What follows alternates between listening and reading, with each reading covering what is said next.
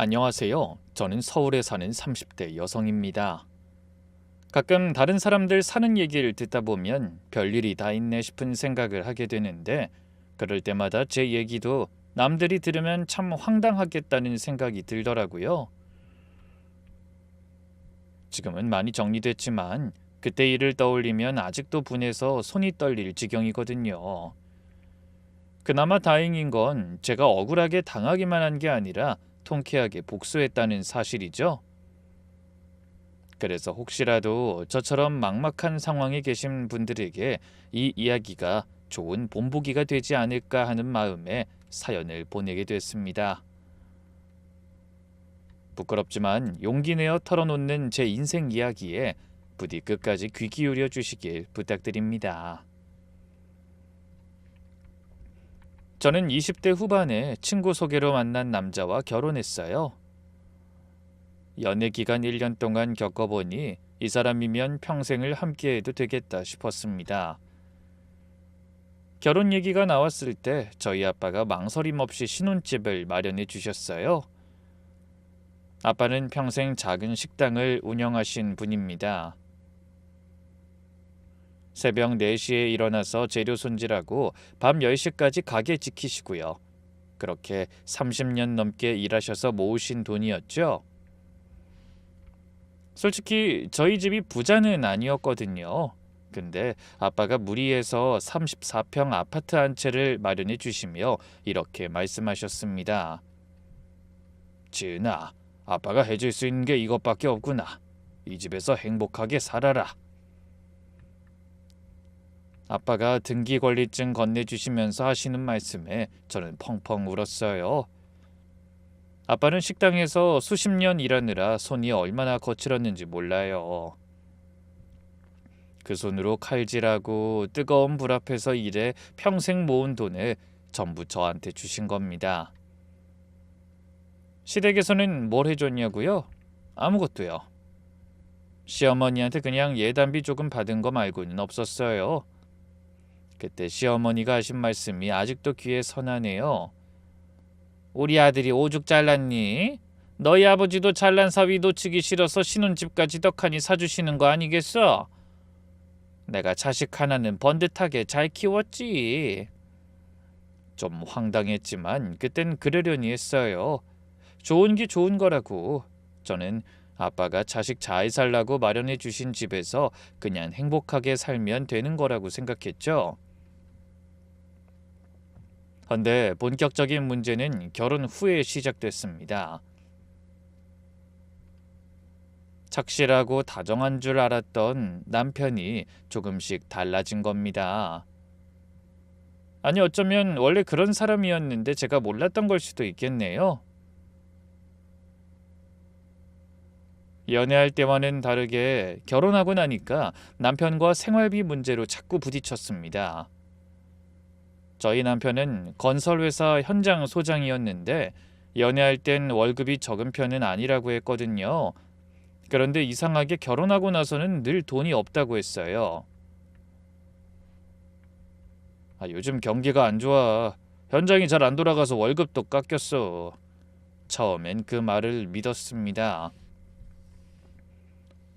진짜 경기가 안 좋은가 보네. 그렇다고 월급까지 깎이다니 큰일이다. 그렇게 생각했죠. 그래도 싫은 소리 한 번 안 했습니다. 남편 마음은 저보다 더 답답하고 안 좋을 것 같아 묵묵히 제 월급으로 살림을 꾸렸네요. 저도 작은 무역회사에서 격리 일을 했거든요. 월급이 많진 않았지만 아끼고 아끼면서 생활했습니다. 그렇게 1년쯤 지났을까요? 드디어 기다리던 아이가 생겼어요. 저는 너무 기뻤습니다. 물론 남편도 기뻐하는 것 같았고요. 이제 나도 엄마가 되는구나. 우리도 진짜 가족다운 가족이 되는 거야. 이런 생각이 들어 뿌듯했죠. 그런데 아이를 낳고 육아휴직에 들어가니까 상황이 달라졌어요. 제 수업이 없어졌으니 남편한테 생활비를 받아야 아이를 키우고 생활할 수 있었거든요. 헌데 남편이 주는 돈이 저희 세 식구 생활비로는 턱없이 부족했습니다. 애 키우는데 얼마나 돈이 많이 드는지 아시죠?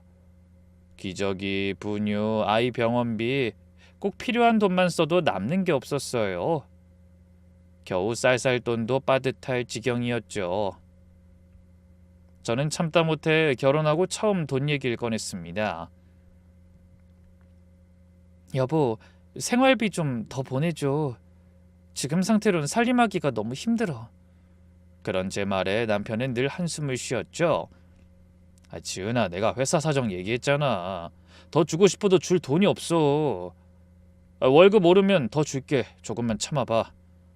그러면서 맨날 허리띠 졸라매야 한다, 아껴 써야 한다, 그런 말뿐이었습니다. 결국 저는 못난 짓을 하고 말았어요. 또 친정에서 도움을 받은 거예요. 제가 직접 부탁한 건 아니지만 애 부녀도 아끼는 딸을 보며 안타까워하던 엄마가 몰래 용돈을 쥐어주신 거죠. 저는 차마 그 돈을 거절하지 못했습니다. 엄마 미안해. 이번 달만. 그이가 월급 오르면 생활비 더 주겠다고 했어. 요즘 건설 경기가 너무 안 좋은가 봐. 괜찮아. 원래 애 키우는 게 돈이 많이 들어. 그래도 너희 아빠가 알면 속상해 하실 테니 아빠한텐 말하지 말고. 그러면서 조용히 제 손을 잡아주셨고 한 번도 저를 나무라신 적이 없어요. 하지만 저는 그 상황이 너무나 부끄럽고 죄송했습니다. 신혼집까지 사주신 친정 부모님께 또 손 벌리고 사는 저 자신이 너무나 한심하게 느껴지더라고요. 그래도 남편이 돈이 없다니까 뾰족한 수가 없어 어쩔 수 없는 일이라고 생각했죠. 바로 그게 저의 가장 큰 잘못이었던 것 같습니다. 돈이 없다고 친정에 기대는 게 아니었는데 말입니다. 그럼 이쯤에서 시어머니 얘기도 해야 할 것 같네요. 결혼 초부터 시어머니는 저한테 대놓고 이런 말씀을 자주 하셨어요. 지은아, 너 그깟 집 몇 푼이나 한다고 혹시 내 아들 기죽이는 거 아니지?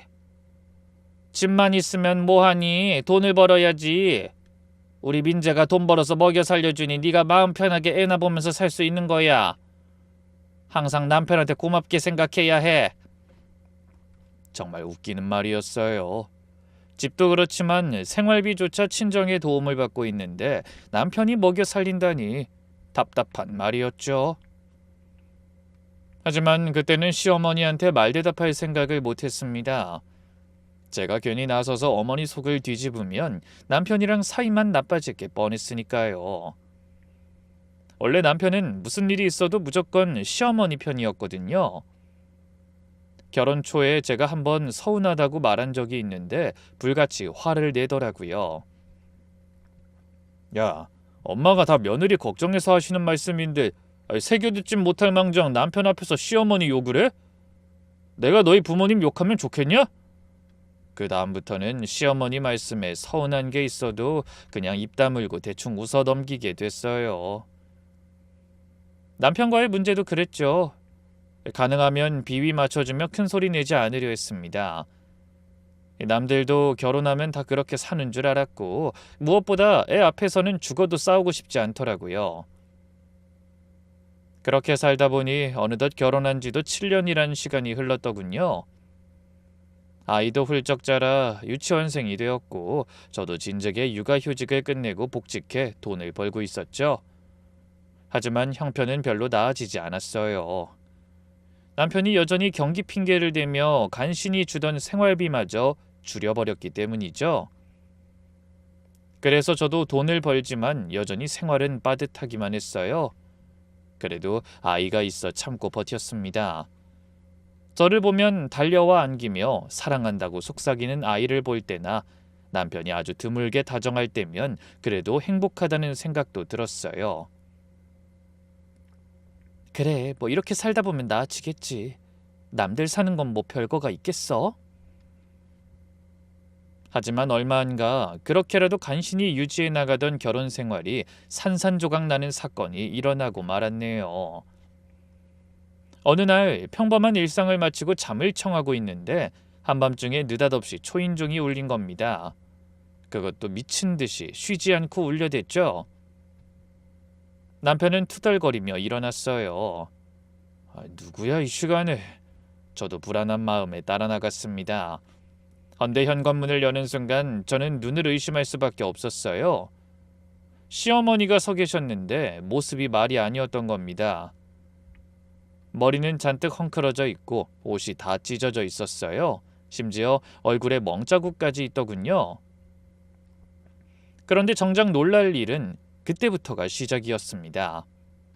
시어머니는 혼자가 아니었어요. 어머니 뒤로 엄청 화가 난 채 인상을 잔뜩 쓴 남자 3명이 서 있더라고요. 저와 남편이 놀라서 입을 떡 벌린 채 아무 말도 못하자 시어머니가 떨리는 목소리로 입을 여시더군요. 민재야, 어미 좀 도와다오. 그 말을 듣는 순간 저는 다리에 힘이 풀렸습니다. 뭔가 큰일이 터졌다는 걸 직감적으로 알 수 있었거든요. 역시나 그날 시어머니 입에서 나온 얘기를 듣고 하늘이 무너지는 줄 알았습니다. 여기서 어머니의 개인사에 대해 잠깐 말씀드릴게요. 남편이 중학생 때 사별하고 내내 혼자 사시던 어머니가 저희 아이가 4살 때 재혼하셨어요. 상대는 사업한다는 연하의 남자였는데 저희는 딱 한 번 결혼식 겸 상견례 자리에서 얼굴 본 게 전부였습니다. 어머니가 재혼 후에는 늘 바쁘다며 어버이날이나 생신에도 시댁에 오지 말라고 하셨고 연락도 뜸하셨거든요. 좀 걱정이 되긴 했지만 뒤늦게 신혼을 즐기시는 것 같아 저희도 크게 신경 쓰지 않았죠. 그런데 그날 갑자기 생각지도 못한 모습으로 나타난 어머니의 입에서 엄청난 말이 쏟아져 나온 겁니다. 글쎄, 그 재혼남의 권유로 시어머니가 지인들 돈을 끌어모아 코인에 투자했다는 거예요. 재혼남이 자기가 돈을 맡아 불려서 큰 돈을 벌어준다고 한 겁니다. 그렇게 모은 돈이 자그마치 10억이랍니다. 10억이요. 그런데 그 돈을 코인에 넣었다가 홀랑 다 날렸다는 거예요. 설상가상으로 재혼남은 남은 돈 조금 챙겨 도망쳐 버렸고요. 그러니 피해자들이 전부 시어머니한테 돈 내놓으라고 몰려든 상황인 거죠. 민재야, 제발 나 좀 살려줘라. 저 인간들이 날 죽이겠다고 저렇게 때로 몰려들었어. 시어머니는 울면서 매달리셨고 멍하게 서 있던 남편이 어머니를 부축해서 안으로 들였습니다. 저는 무슨 영문인지 모른 채 넋놓고 그 모습을 지켜보고 있었고요. 그때 문 앞에 서 있던 남자 중 하나가 소리쳤습니다. 야, 황금자, 어딜 그냥 들어가? 도망치면 지구 끝까지 쫓아간다고 했지. 우리 돈 내놓고 가.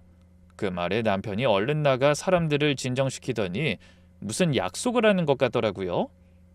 그러자 온갖 욕설이 난무하던 상황이 조금 진정되고 한참 만에야 사람들이 떠나는 발걸음 소리가 들렸습니다.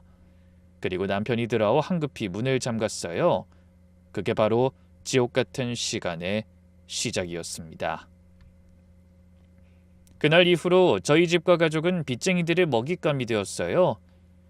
피해자들이 끊임없이 매일 찾아왔거든요. 낮이고 밤이고 그런 것도 없었어요. 그냥 시도 때도 없이 찾아와 현관문에 사기꾼이나 날강도 같은 말을 잔뜩 써놨습니다. 그래서 엘리베이터도 집 앞 복도도 온통 시뻘건 글씨로 도배가 되어버렸죠. 경비 아저씨가 애써 지워놔도 다음 날이면 또 써놓고 갔어요. 초인종도 하루에 수십 번씩 울렸습니다. 새벽 3시든 4시든 아랑곳 없었죠. 고작 6살 된 저희 아이가 매일 밤 악몽을 꿨습니다. 엄마 무서워. 나쁜 아저씨들이 또 와. 괜찮아, 꿈이야. 엄마가 안아줄게. 걱정하지 말고 얼른 자. 그렇게 아이를 안고 달래면서 저도 같이 울었어요. 이게 대체 뭐 하는 건가 싶더라고요. 우리가 뭘 잘못했다고 이런 일을 겪어야 하는 거지? 이건 사는 게 아니야. 물론 경찰에 신고도 해봤죠. 그래도 별 소용이 없었습니다. 자기 돈 잃고 눈이 뒤집혀 찾아오는 사람들 무슨 수로 맞겠어요? 우리가 괜히 찾아와? 당신 시부모가 우리 돈을 가져갔으니 오는 거 아니야? 지난번에 그 여자 아들이 자기 엄마 대신 다 갚아줄 테니 걱정하지 말라고 큰 소리 쳤다니까? 법적으로 해결하려면 우리는 뭐 방법이 없는 줄 알아? 뭐 그냥 당신 시어머니 콩밥 먹게 해버릴까? 그렇게 말하면서 욕하고 악을 썼어요. 당연히 저는 일에 집중할 수 없었고 혹시나 흥분한 사람들이 아이한테 해코지라도 할까봐 불안에 떨어야 했죠. 아파트 이웃 주민들의 원성도 하늘을 찔렀어요. 궁지에 몰린 저는 점점 미쳐가는 기분이었습니다. 하지만 정작 이 모든 사건을 일으킨 장본인, 바로 저희 어머니는 아들네 집에 눌러앉아 태연하게 TV를 보며 뒹굴었어요. 그렇게 끔찍한 일주일이 지났습니다. 하지만 시간이 지날수록 상황은 나아지긴커녕 점점 더 악화됐어요. 기다리다 못한 피해자들이 이젠 아예 대놓고 행패를 부렸거든요. 현관문을 발로 차고 욕설을 퍼붓고 심지어 문 앞에 오물을 뿌려놓기도 했습니다. 그러다 하루는 집에 들어가는데 달걀이 날아오기도 했어요. 간신히 얼굴은 피했지만 몸에 맞아 코트가 온통 달걀 범벅이 되어버렸죠. 저는 너무 놀라서 무릎이 꺾여 바닥에 풀썩 주저앉았습니다. 저도 저지만 아이의 고통이 더 심해졌어요. 밤마다 울면서 깨고 유치원에 가기 싫다고 떼를 썼습니다. 엄마, 친구들이 우리 집 앞에 빨간 글씨 있다고 놀려. 나쁜 사람들이 사는 집이래. 우리 가족은 다 도깨비래. 그 말 듣는 순간 가슴이 칼에 베이는 것 같더군요.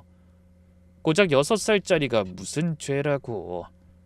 친구들한테 그런 소리를 들어야 하는지 억장이 무너졌습니다. 결국 저는 견디다 못해 남편한테 애원했어요. 여보, 제발 어머니 다른 데 모시자. 아니면 어디 잠깐이라도 피해 계시라고 해. 이러다 애가 진짜 병나겠어. 그런 남편은 뭐라고 했는지 아세요? 엄마를 어디로 보내? 지금 나가시면 저 사람들한테 맞아 죽어. 너 지금 시어머니 돌아가시라고 고사 지내냐? 그럼 우리 애는? 잠깐만 참아. 엄마 문제만 해결되면 괜찮아질 일이잖아. 잠깐만? 이게 잠깐 찾아서 해결될 일이야? 저는 더 이상 못 참겠다고 했어요. 이러다 진짜 가정이 무너지겠다고요. 그랬더니 남편이 갑자기 이상한 말을 하더라고요. 안 되겠다. 그럼 이 집 팔자. 저는 귀를 의심했습니다. 뭐라고?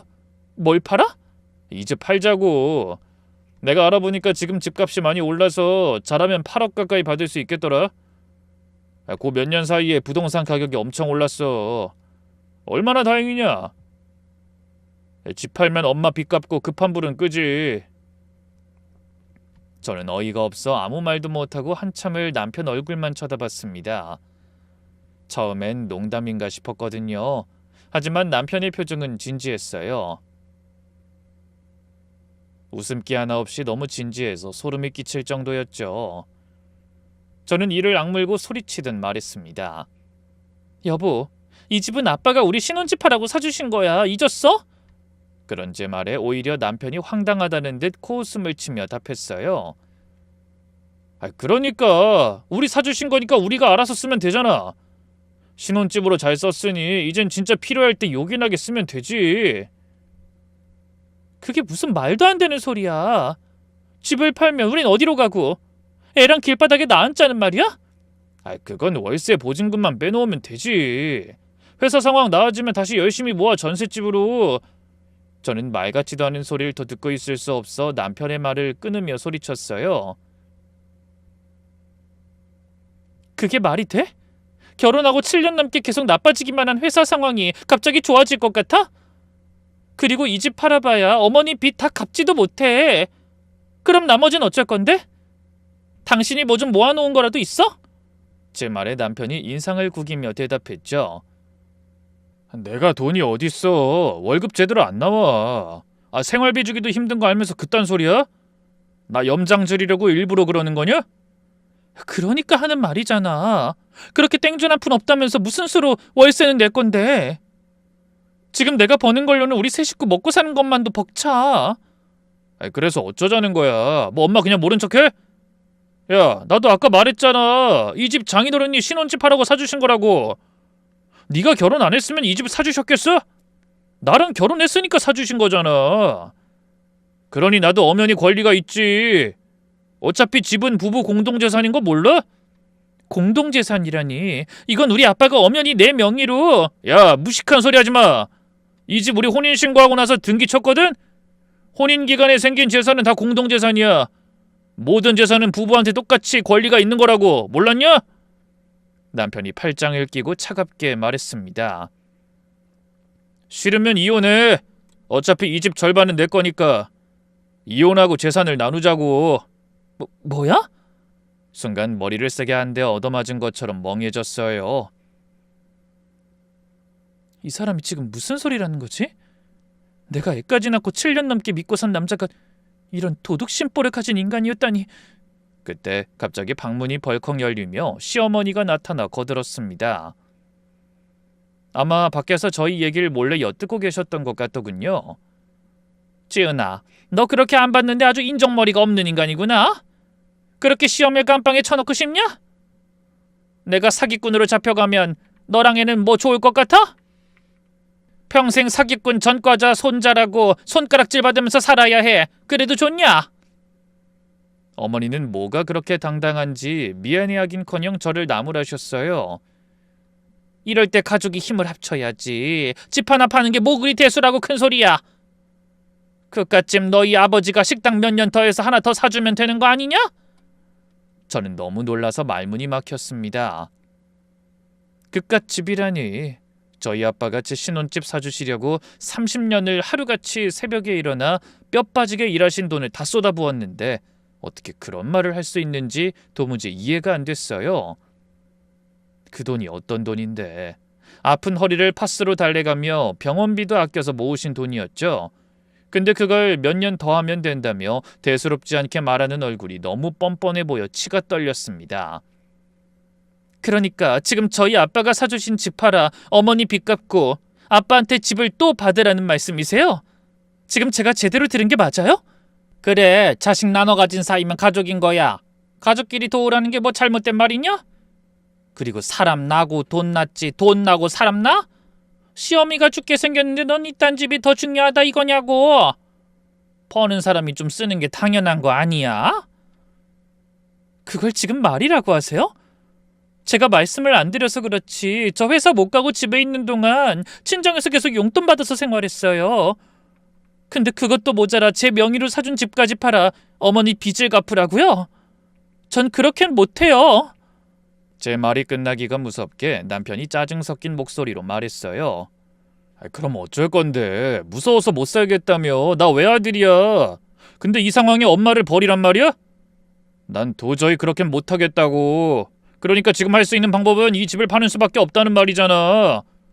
다른 방법이 있으면 네가 말해봐. 뻔뻔한 모자의 공격에 저는 말문이 막혀버렸습니다. 하지만 그 와중에도 끝까지 집은 못 팔겠다고 버텼죠. 자기는 자식돌이 하겠다며 저한텐 친정아빠가 힘들게 사준 집을 팔아버리라니 어이가 없었어요. 그동안 생활비도 제대로 못 주는 무능한 남편 때문에 부모님 등골 빼먹은 것도 면목 없는데 도대체 양심이란 게 없는 인간 같더라고요. 그렇게 조금도 의견을 조율하지 못한 채 시간이 지나며 상황만 더 나빠졌어요. 매일매일 피해자들이 찾아오고 아이가 울고 집안이 난리였죠. 그런데 며칠 뒤 남편이 이런 말을 하며 서류 한 장을 내밀었습니다.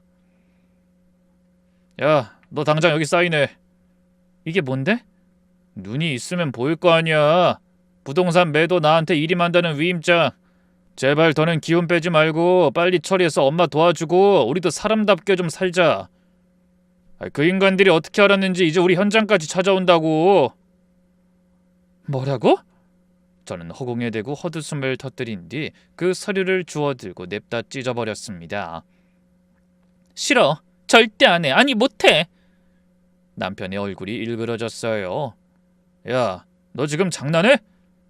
지금이 얼마나 급한 상황인지 몰라? 그게 내가 만든 상황이야? 내가 왜 우리 아빠가 피땀 흘려 사준 집을 팔아서 남의 빚을 갚아줘야 하는데? 남? 너 말 그렇게 정 떨어지게 할 거야? 내가 뭘? 그럼 그게 어머니 빚이지 내 빚이야? 내가 어머니 빚내서 코인 투자하라고 했어? 난 아무것도 몰랐잖아. 저도 결혼하고 거의 처음으로 남편한테 크게 소리쳤어요. 그랬더니 남편은 보란듯이 더 크게 외쳤죠. 그래, 뭐 끝까지 그렇게 나오시겠다? 좋아! 그 말과 동시에 남편이 벌떡 일어섰어요. 싫으면 이혼해! 이혼하고 법대로 나누면 절반은 내 건 거 알지?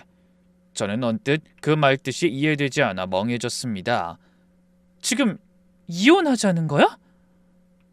그리고 집값 반을 내놓으라고? 그래, 난 엄마를 도와야겠고 넌 싫고 그러니까 어쩔 수 없잖아. 난 집값 반이라도 건져서 급한 불이라도 꺼야겠어. 이혼이 싫으면 위임장에 사인해. 선택은 네가 하는 거야. 그 대화를 옆에서 듣던 시어머니가 희죽거리며 입을 여시더군요. 아이고, 내 아들이 이렇게 효자다. 지은아, 너 똑똑하게 선택해라. 이혼하면 너도 좋을 거 없잖아. 애는 무슨 죄니? 이깟집 때문에 부모가 이혼하면 애가 퍽이나 좋아하겠다. 저는 멍해지는 정신을 가다듬고 두 사람을 똑바로 바라봤어요. 이게 가족인가? 어떻게 7년을 한 입을 덮고 산 남편이 저럴 수가 있지? 저는 아무 말도 하지 않고 방으로 들어와 문을 닫은 다음 이불을 뒤집어 쓰고 울었습니다. 아이가 저의 우는 소리를 들을까봐 숨죽여서 한참을 울고 또 울었죠. 그리고 며칠 후 남편은 제가 이혼을 거부하고 위임장에도 서명하지 않자 진짜로 이혼 소송을 시작했습니다. 빨리 정리해야 엄마 빚 더 안 불어나. 질질 끌수록 갚아야 할 사채 이자만 늘어난다고. 그 말을 듣는 순간 저는 깨달았어요. 아, 저 인간한텐 더 이상 아무것도 기대하면 안 되는구나. 자기 엄마 빚 갚자고 나랑 이혼을 하겠다니. 내가 그동안 뭘 위해서 이 결혼 생활을 포기 못했지? 앞이 캄캄했지만 어떻게 해야 할지 모르겠더군요. 죄 없는 전화기만 들었다가 놨다 반복했지만 누구한테 연락해야 할지도 모르겠더라고요. 친구들한테 얘기하기도 창피하고 친정 부모님께 더욱더 말씀 못 드리겠고요. 결국 저는 전화기를 내려놓고 쓴 눈물만 삼켰습니다. 그런데 남편이 소송을 제기하고 이틀 후 또 예상치 못한 일이 일어났어요. 어떻게 알았는지 피해자들이 제 직장에도 찾아온 겁니다. 한진 씨 맞죠? 시엄마가 우리 엄마 노후자금 다 날리고 배째라는데 어쩔 거예요? 당신들 뭐하는 인간들이야? 부모가 사고를 쳤으면 자식들이라도 책임을 져야지. 경찰 불러야 정신 차릴 거야? 그렇게 삿대질하며 난리치는 사람들 때문에 저는 어쩔 줄 모르고 쩔쩔맸어요. 직원들이 다 수근거리고 사무실 분위기가 이상해졌죠. 결국 사장님이 절 부르셨습니다. 한준 씨, 개인적인 일로 회사 일까지 영향을 주면 안 되죠. 집안일 정리할 때까지 좀 쉬는 게 어때요? 애 봐줄 사람 없다고 해서 육아휴직도 신경 써줬는데 직원들도 동의하고 이대로는 곤란하네요. 내가 상황 봐서 연락하죠. 권고사직이 분명했어요. 직접적으로 말씀은 안 하셨지만 그냥 나가라는 말을 가능한 좋게 포장하신 거죠. 저는 아무 말도 못하고 입술만 깨물었습니다. 사장님 말씀이 틀린 건 아니었으니까요. 결국 시어머니 일로 저는 오랜 시간 일한 회사까지 그만둬야 했습니다. 조용히 짐을 챙겨 회사를 나오다 돌아보니 눈물이 앞을 가리고 서러움이 복받쳐 올랐어요. 내가 대체 뭘 잘못했길래 이런 꼴까지 당해야 해? 내가 사람들 돈을 들고 튀었어? 내가 사기쳤냐고 왜 나한테 이러는 건데? 하지만 아무리 속으로 소리쳐도 아무것도 달라지는 건 없고 제 속만 까맣게 타들어갔습니다.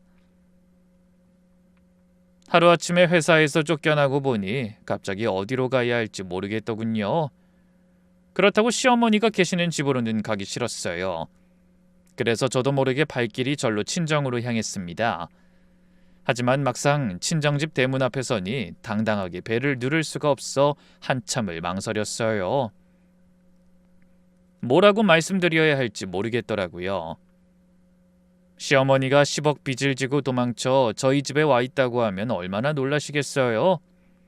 그것도 모자라 남편이 집을 안 판다고 하니 이혼 소송을 넣었고 저는 빚쟁이들 때문에 회사에서 쫓겨났다고는 도저히 말할 수가 없었습니다. 몇 번을 생각하고 또 생각해도 차마 입이 떨어지지 않을 것 같았죠. 그런데 하필이면 엄마가 장보고 돌아오다 대문 앞에서 서성이는 저를 발견하셨어요. 어머 지은아, 너 이 시간에 웬일이야? 이 짐은 다 뭐고? 오늘 회사 안 갔니? 하지만 저는 그 질문에 하나도 답하지 못했습니다. 엄마 얼굴을 보는 순간 그냥 눈물이 터져버렸거든요. 엄마?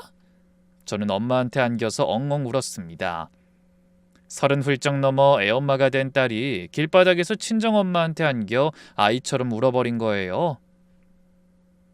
엄마는 당황한 기색이 역력하셨지만 일단 저를 안아서 등을 토닥이며 집으로 데려가셨죠. 그래서 저는 거실에 앉아 따뜻한 물 한 잔 받아들고 겨우 감정을 추슬렀습니다. 그리고 한참 만에야 그간의 일을 모두 털어놨어요. 시어머니의 빚 얘기와 남편이 이혼 소송한 얘기, 회사에서 잘린 얘기까지 그동안 참아왔던 일을 전부 시원하게 입 밖으로 꺼내놨습니다. 엄마는 말없이 가만히 들으시더니 한숨을 푹 쉬셨어요. 세상에 그런 일이 있었구나. 우리 지은이 많이 힘들었겠네. 엄마, 나 이제 어떡해? 아빠도 아직 아무것도 모르시는 거지? 아니 어떻게 말해. 아빠가 얼마나 힘들게 해주신 집인데 기막혀 하실 거야.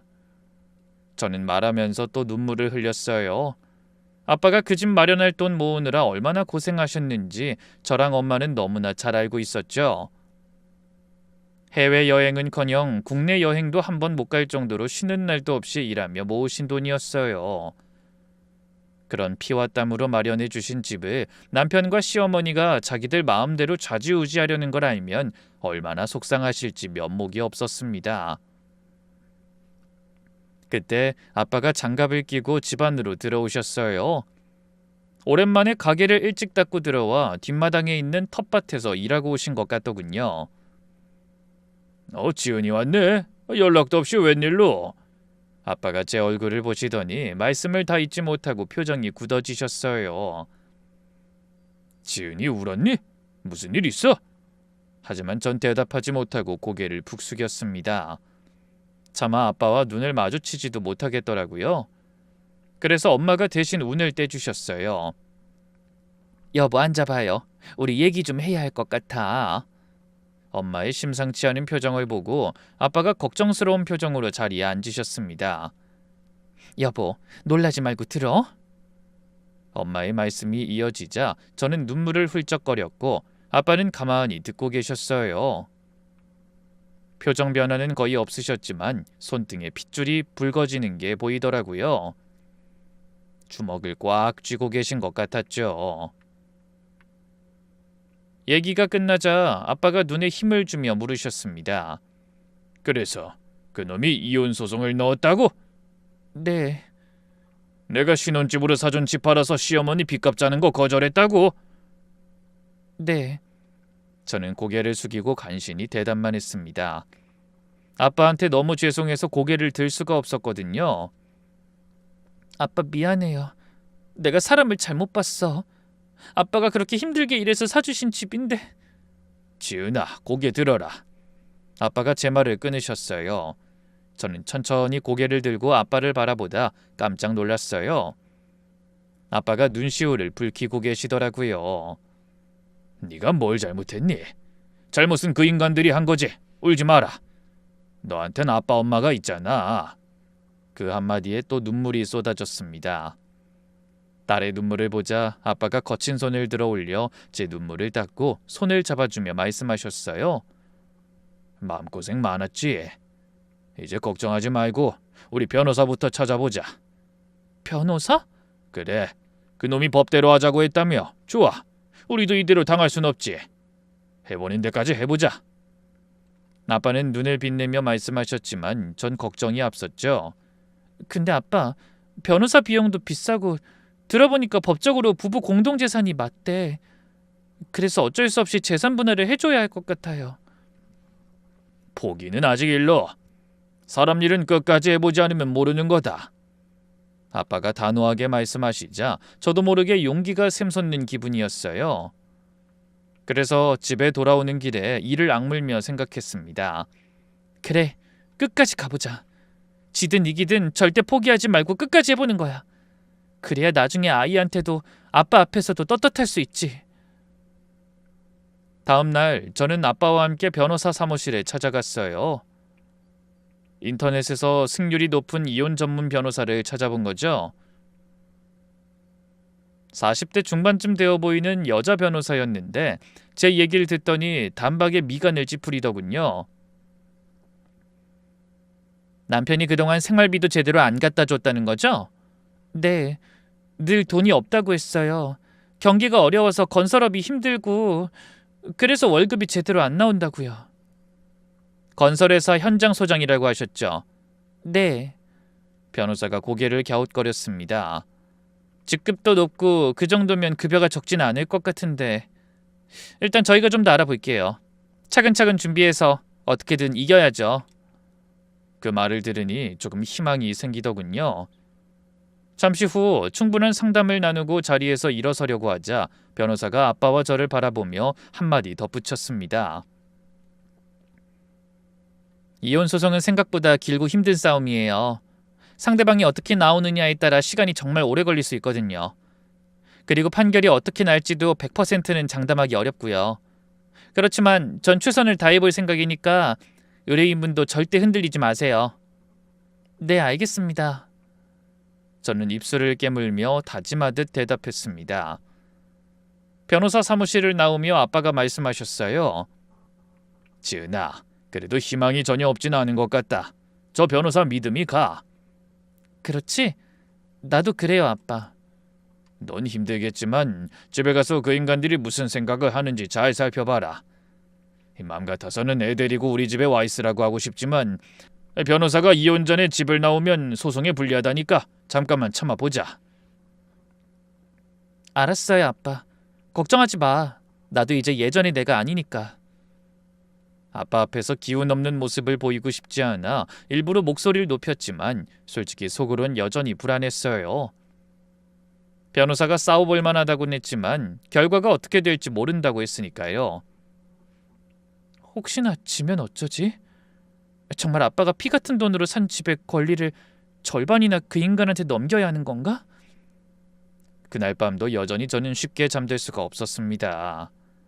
빚쟁이 때문이기도 했고 이혼 소송에 대한 불안감 때문이기도 했죠. 결국 그날도 새벽 3시가 넘어서 간신히 눈만 붙였네요. 그렇게 불안한 마음으로 재판 날짜를 기다렸습니다. 그 와중에도 변호사한테 가끔 연락이 왔어요. 여러 가지 정보를 알아내고 자료 준비를 잘 하고 있으니 걱정하지 말라는 말이었죠.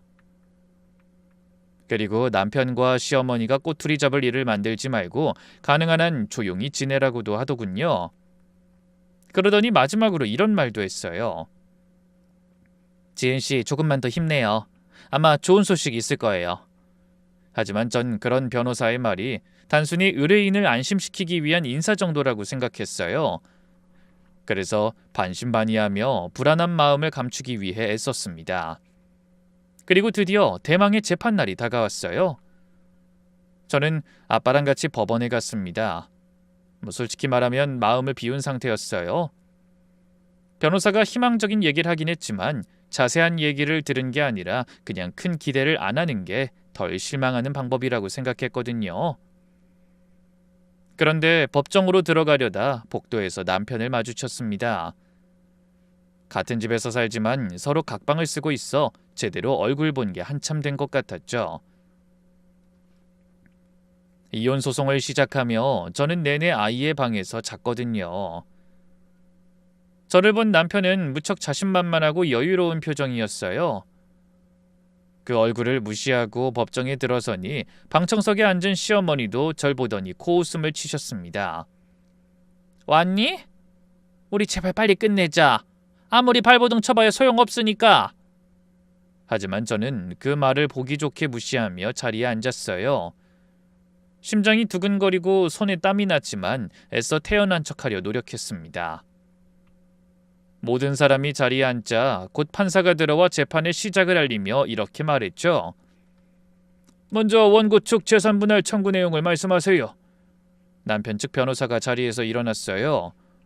혼인 중 취득한 부동산에 관해 공동재산으로서 절반의 권리를 주장합니다. 모든 재산은 똑같이 나눠야 합니다. 그 말에 남편이 고개를 끄덕이며 저를 흘겨보더군요. 저는 갑자기 가슴이 답답해지는 것을 느끼며 고개를 숙였습니다.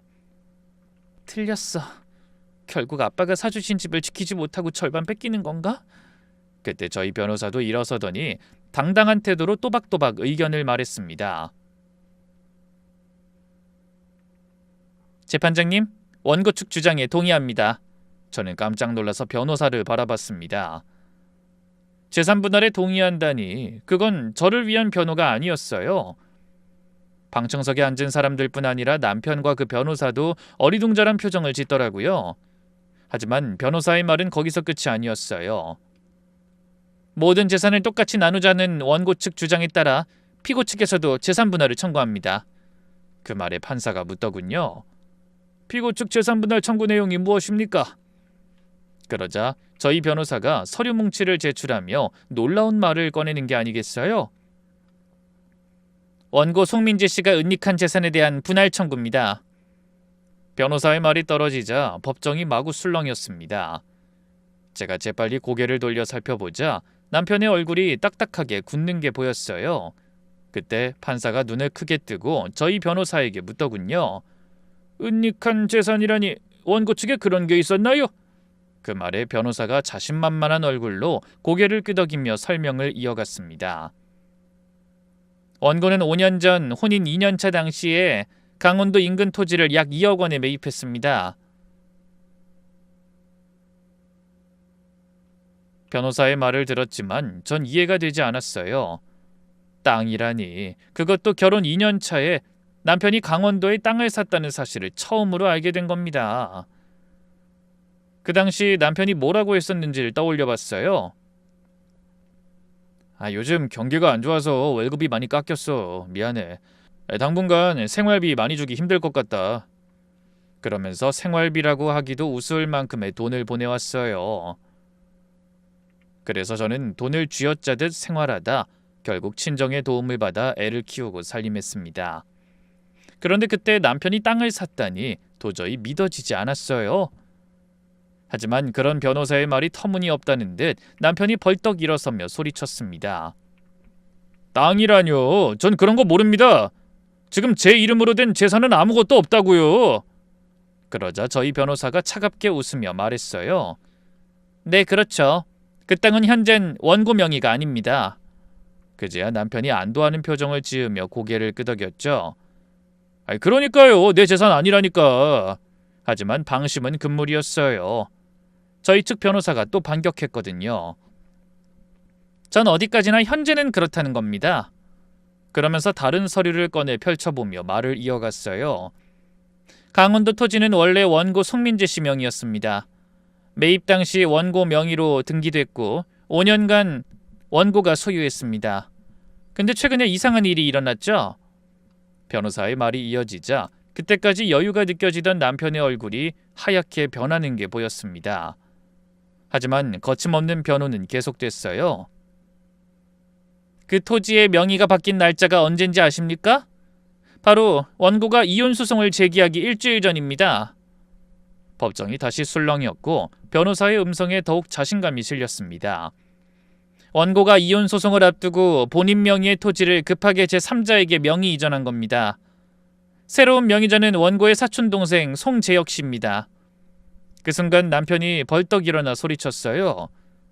그건 그냥 사촌 동생한테 판 거예요. 불법 아닙니다. 하지만 저희 변호사는 조금도 흔들림 없이 서류를 꺼내 보이며 대답했습니다. 하지만 매매대금 지급 기록에 수상한 점이 많더군요. 원고가 받은 돈은 토지 매도 자금이라고 보기엔 터무니없이 적은 금액입니다. 매도의 형식으로 눈속임했지만 거의 무상으로 명의만 이전한 거죠. 더구나 그 금액 역시 명의 이전 며칠 전에 원고가 송재혁 씨에게 미리 송금한 금액이었어요. 그러니까 쉽게 말해 원고가 자신의 돈을 사촌 동생에게 미리 보냈다가 며칠 후에 토지를 팔아서 받는 돈인 척하면서 그 돈을 다시 돌려받은 겁니다. 변호사의 말이 끝나자 판사가 남편을 바라보며 엄하게 물었죠. 원고 측 이에 대해 해명하세요. 하지만 남편의 변호사는 미처 파악하지 못한 내용이었는지 바로 답하지 못하고 허둥댔어요. 그러자 당황한 기색이 역력한 남편이 더듬거리며 대답했습니다. 그건 사촌이니까 싸게 준 건데. 그 말에 변호사가 피식 웃으며 종이 한 장을 꺼내들었어요. 그래서 저희가 원고가 매수인이라고 주장하는 송재혁 씨를 직접 만나봤습니다. 여기에 송재혁 씨의 진술서가 있습니다. 뜻밖의 말을 들은 남편의 얼굴에서 핏기가 가시는 게 보였지만 변호사는 아랑곳 없이 진술서를 읽어내려가기 시작했어요. 저는 사촌형 송민재에게 땅 명의를 제 이름으로 해달라는 요청을 받았습니다. 형이 이혼하면 재산분할 당할까봐 잠깐만 맡아달라고 했습니다. 저는 그 부탁을 거절하지 못하고 그냥 명의만 빌려주기로 했습니다. 나중에 이혼 소송이 끝나면 다시 형 이름으로 돌려주기로 했습니다. 법정에 있던 사람들이 일제히 웅성거리자 남편은 시뻘겋게 달아오른 얼굴로 외쳤어요. 아니야, 거짓말이야. 난 그런 적 없다고. 난 애초에 땅 같은 거 없었어. 그런 남편을 향해 변호사가 다부진 목소리로 말했습니다. 거짓말은 원고가 하고 있지 않습니까? 송재혁 씨도 처음에 같은 주장을 하더군요. 그러다 위증과 재산 은닉 공모는 처벌 대상이 될 수 있다고 알려줬더니 바로 사실대로 털어놨어요. 남편이 부들부들 떨며 나지막히 으르렁거렸어요. 재혁이 그 자식이... 그 모습을 본 판사가 물었습니다. 원고 측 더 할 말 있습니까? 남편 측 변호사는 계속 난감한 표정으로 아무 말도 못했어요. 대신 저희 변호사가 다시 입을 열었죠. 재판장님, 아직 말씀드릴 일이 한 가지 더 있습니다. 그러면서 뉴스 기사 내용을 하나 말하기 시작했어요. 이 토지가 있는 지역이 작년에 대규모 관광지와 리조트 개발지로 확정됐습니다. 5성급 호텔과 스키장이 들어서는 지역이죠. 주변 땅값이 10배 이상 올랐고 해당 토지의 현재 시세는 감정 결과... 변호사가 감정 서류를 들어보이며 또박또박 말했습니다. 약 20억 원입니다. 저는 귀로 듣고도 믿기지 않아 멍하니 20억이라는 단어를 곱씹어봤어요. 너무 큰 금액이라 제대로 와닿지도 않았죠. 변호사는 저를 위해 정말 많은 것을 준비했더군요. 원고는 이 토지를 매입할 당시 대출을 받았습니다. 그리고 그 대출을 갚느라 지난 7년간 아내에게 생활비조차 제대로 주지 못한 거죠. 원고가 그렇게 가장의 의무를 소홀히 할 때 피고 한지은 씨는 돈이 없다는 남편의 말만 믿고 친정에서 도움받아가며 생활했습니다. 남편이 자신 몰래 땅을 사고 대출을 갚느라 거짓말하고 있는 줄은 꿈에도 몰랐던 겁니다. 그제야 저도 지난 모든 일이 이해됐습니다. 남편은 저 몰래 혼자 거액의 부동산을 사놓고 회사가 어려워 돈이 없다고 거짓말해온 겁니다. 그 바람에 저는 신혼집뿐 아니라 생활비까지 친정의 도움을 받았던 거예요. 제가 엄마한테 용돈 받고 아이 분유값도 아끼면서 살 때 남편이라는 작자는 몰래 땅을 사고 그 대출을 갚고 있었던 거죠. 헌데 그런 남편의 행태에 충격받은 건 저뿐만이 아니었어요. 갑자기 방청석에 앉아있던 시어머니가 굳어진 얼굴로 소리친 겁니다. 민재야, 저 변호사 말이 진짜야? 내 빚을 갚고도 10억이 남을 만큼 재산이 있으면서 끝까지 숨기고 지은이 집을 팔아 빚을 갚겠다고 한 거냐? 하지만 남편은 고개를 숙인 채 말없이 식은땀만 흘렸습니다. 민재야, 어서 대답해. 정말 너한테 그렇게 엄청난 땅이 있었던 거야? 네가 20억짜리 땅이 있었던 거냐고? 시어머니의 원망 섞인 목소리가 법정에 쩌렁쩌렁 울렸죠. 이 나쁜 자식아. 엄마가 빚쟁이한테 맞으면서 숨어 다니는데 네가 어떻게 이럴 수가 있어? 도대체 언제까지 숨길 생각이었던 거야? 사람들은 웅성거리고 남편은 당황해서 어쩔 줄 몰랐어요. 엄마, 지금은 그런 말 할 때가 아니라고. 나중에 다 설명할게. 설명은 무슨 설명? 부모가 죽을 것 같다고 우는 것보다 돈이 그렇게 중요하디? 네가 어떻게 어미한테 이럴 수가 있어? 내가 혼자 너 키우느라 얼마나 개고생했는지 다 알면서. 그때 판사가 소리쳤습니다. 정숙하세요. 지금 재판 중입니다.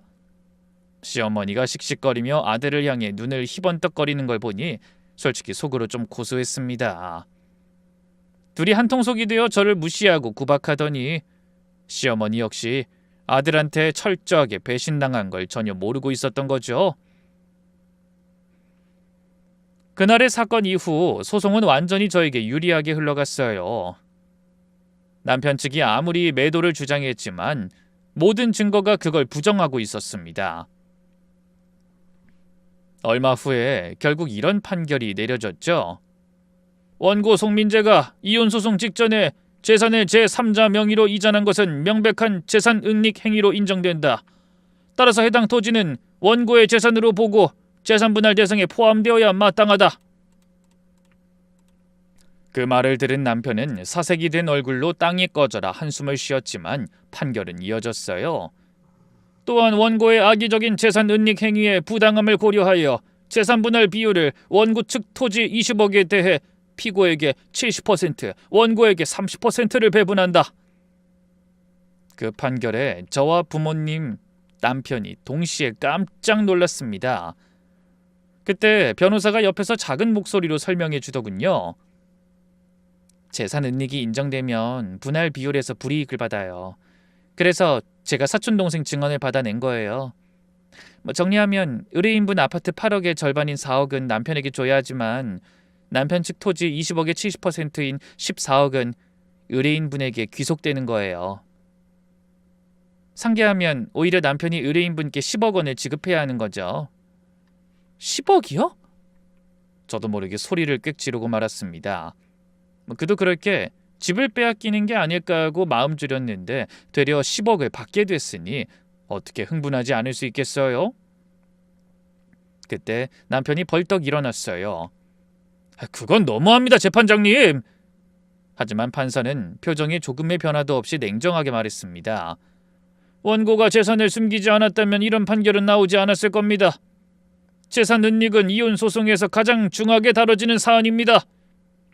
결국 남편은 넋이 나간 듯 힘없이 주저앉았어요. 그러더니 갑자기 미친 사람처럼 소리치기 시작했습니다. 이혼 취소요. 나 이혼 안 해. 취소한다고. 하지만 전 동요하지 않고 조용히 말했어요. 당신이 먼저 소송 넣었잖아. 이젠 내가 이혼을 간절히 원해. 그러니까 절대 취소할 일은 없어. 그렇게 재판은 끝났지만 남편은 제 뒤를 졸졸 따라와 무릎을 꿇으며 비굴할 정도로 매달렸어요. 지은아, 내가 잘못했어. 제발 한 번만 용서해줘. 전 그런 남편을 내려다보며 이를 갈듯이 말했죠. 용서? 뚫린 입이라고 그런 말이 나와? 7년 동안 생활비 쥐어짜면서 내가 어떤 기분으로 살았는지 알아? 나한텐 맨날 죽는 소리에서 친정에까지 손 벌리게 해놓고 너는 마누라 몰래 대출까지 받아서 땅을 샀어? 그러고는 어머니 빚은 나더러 갚으라고 그렇게 들볶은 거냐고? 네가 인간이야? 남편이 대답하지 못했어요. 난 아이 분유값 아끼려고 옆 동네까지 1시간에 걸어가서 장보고 아이 아플 때 병원비 없어서 엄마한테 몰래 돈도 빌렸어. 근데 당신은 그때 땅 사고 신나서 대출을 갚고 있었던 거잖아. 맨날 입으론 자식 노릇하겠다더니 어머니 빚 갚고도 남을 재산을 가지고 있으면서 땡전 한 푼 없는 척 사촌 이름으로 명의까지 빼돌려? 그래놓고 그 빚을 왜 우리 아빠가 사준 집으로 갚으래? 지은아, 내가 다 잘못했어. 알았어, 내가 그거 팔아서 엄마 빚 갚을게. 그러니까 우리 제발 이혼만은 다시 생각하자. 애를 생각해서라도. 닥쳐! 아이 얘긴 하지마. 당신이 애한테 뭘 해줬는데 애 먹을 거 사주라고 생활비 한번 넉넉하게 준 적 없는 인간이 어디 감히 애 얘기를 꺼내. 당신은 부모 자격도 남편 자격도 이젠 아들 자격도 없는 인간이야. 너 혼자 그 땅 팔아 얼마나 잘 살려고 했는진 모르겠지만 넌 한마디로 망한 거야. 여보, 제발 이러지 마. 됐어. 이미 이혼 판결 났어. 내 인생에 다신 너랑 부부로 엮이는 일은 없을 거야. 그렇게 냉정하게 돌아서다 생각을 바꾸고 다시 뒤돌아섰습니다. 그리고 남편을 향해 활짝 웃으며 말했죠. 아 참, 그래도 고맙다는 말은 해야겠지? 그동안 악착같이 벌어서 그런 좋은 땅 사줘서 고마워. 그 덕에 나도 하루아침에 10억을 손에 넣게 됐네. 그동안 당신 마누라로 살면서 고생한 위자료라고 생각하고 고맙게 쓸게. 나한테 아무리 매달려도 달라지는 건 없으니까. 그 시간에 가서 충격받은 너희 어머니나 잘 달래드려. 그러고 돌아서는 속이 동치미를 한 사발 들이켠 것처럼 뻥 뚫리는 기분이었습니다. 그렇게 우여곡절 끝에 이혼이 확정되고 저는 아빠가 사주신 아파트를 온전히 지켜낼 수 있었어요. 거기다 덤이라고 표현하기엔 너무나 큰 10억이라는 거액을 손에 쥐게 됐습니다. 전 남편은 결국 땅을 팔아 저한테 돈을 주고 남은 돈으로 시어머니의 빚을 갚았다고 하더군요. 어머니가 아들에게 속았다고 길길이 날뛰고 난리였던 모양이더라고요. 결국 전 남편은 땅도 잃고 집도 잃고 마누라와 아이도 잃고 심지어 직장도 잃었답니다. 저와 소송을 벌이며 정신없을 때 빚쟁이들이 현장으로 계속 들이닥치는 바람에 잘린 거죠. 그래서 그 나이에 일용직을 전전하며 사는 모양이었어요. 따로 갈 곳도 없어 자기 어머니와 함께 산동네 월세방에 들어가 여름엔 더위와 겨울엔 추위와 싸우며 지낸다고 합니다. 반면에 저는 남편에게 받은 거액으로 편안한 인생을 살고 있어요. 비록 회사는 그만두게 됐지만 친정 근처로 이사해서 작은 꽃집도 열고 아담한 아파트를 구해 아이와 행복한 제2의 인생을 시작했죠. 아빠가 저를 위해 사주셨던 집은 월세를 놓아 다달이 짭짤한 수입도 얻고 있네요. 이렇게 평화로운 나날을 보내며 가끔 드는 생각이 있어요. 만일 남편이 집을 팔아 빚을 갚자고 했을 때 모든 걸 포기하고 그 말을 따랐다면 어떻게 됐을지 생각만 해도 끔찍합니다. 집을 팔아 빚을 다 갚고 나면 전 어차피 버림받았을 거예요. 저와 평생을 함께할 남자라면 뒤로 딴주머니 차며 생활비 안 갖다 주는 짓은 하진 않았을 거라는 생각이 들었거든요. 하지만 다행히 저에게는 용기를 낼 수 있도록 도와준 부모님과 현명한 변호사를 만나는 행운이 따랐죠. 그런 주위의 도움에 감사하며 열심히 살아가는 게 오늘의 제가 할 수 있는 최선이라 생각합니다. 혹시 이런 제 사연이 남 얘기가 아닌 것처럼 느껴지는 분들이 계신가요? 그렇다면 여러분도 포기하지 말고 끝까지 가보세요. 하늘도 용기 내는 자에게 행운을 내리는 게 분명하니까요. 제가 했다면 여러분도 할 수 있습니다. 그럼 긴 사연에 함께 해주신 분들에게 감사의 마음을 전하며 저는 이만 인사드리겠습니다. 모두 행복한 하루 보내세요.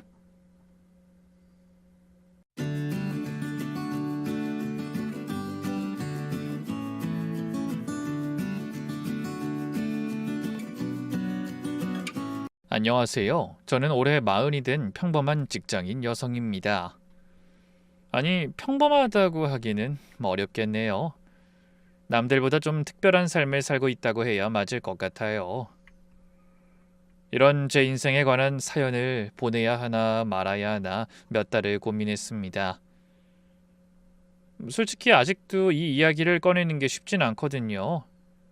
하지만 남다른 제 삶의 이야기가 누군가에게는 도움이 될 수도 있겠다 싶어서 용기를 내보기로 했죠. 그럼 지금부터 제 인생에서 가장 힘들었던 순간에 대해 털어놔 보겠습니다. 아마 듣고도 믿기 어렵다고 생각하실 수 있을 거예요. 직접 경험한 저조차 꿈이었으면 좋겠다고 생각할 정도니까요. 제 이야기를 하려면 먼저 언니 이야기부터 해야 할 것 같습니다. 저희 자매는 어린 시절 부모님을 교통사고로 잃고 외할머니 손에서 자랐어요. 그러다 할머니마저 제가 고등학생 때 돌아가시고 나서는 정말 언니와 둘뿐이었습니다.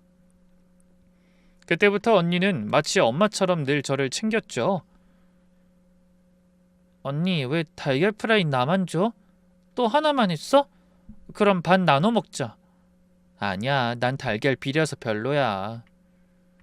그러면서 손을 휘휘 저었어요. 하지만 전 언니가 달걀 살 돈도 아낀다는 걸 알고 있었죠. 그래서 늘 하나뿐인 프라이는 제 차지였습니다.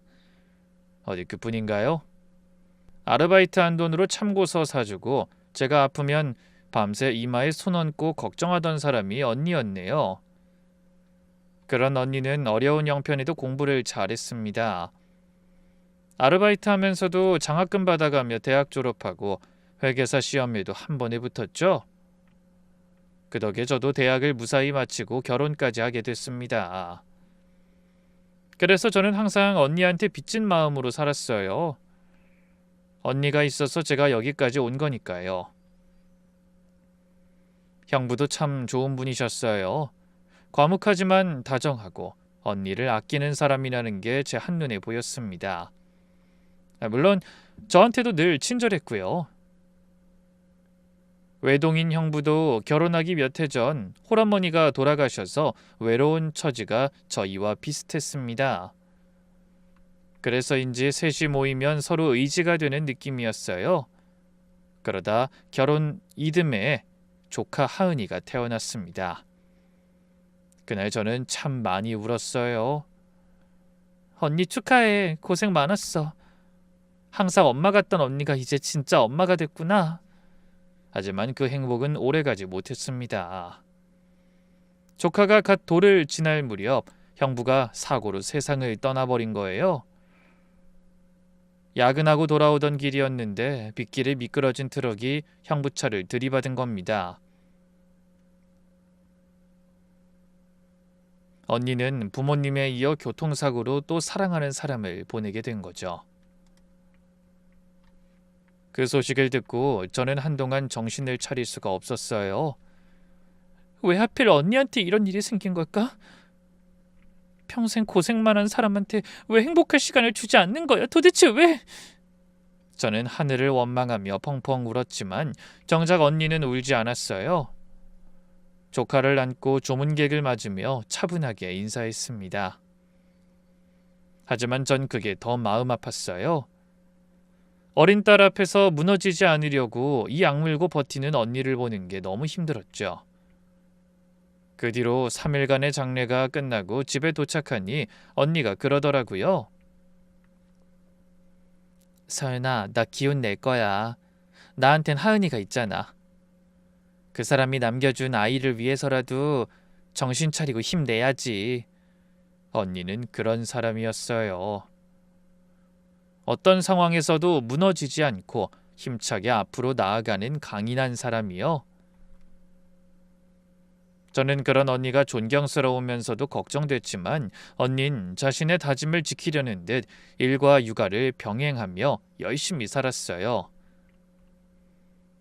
험난한 삶에 대한 불평 한마디 없이 말이죠.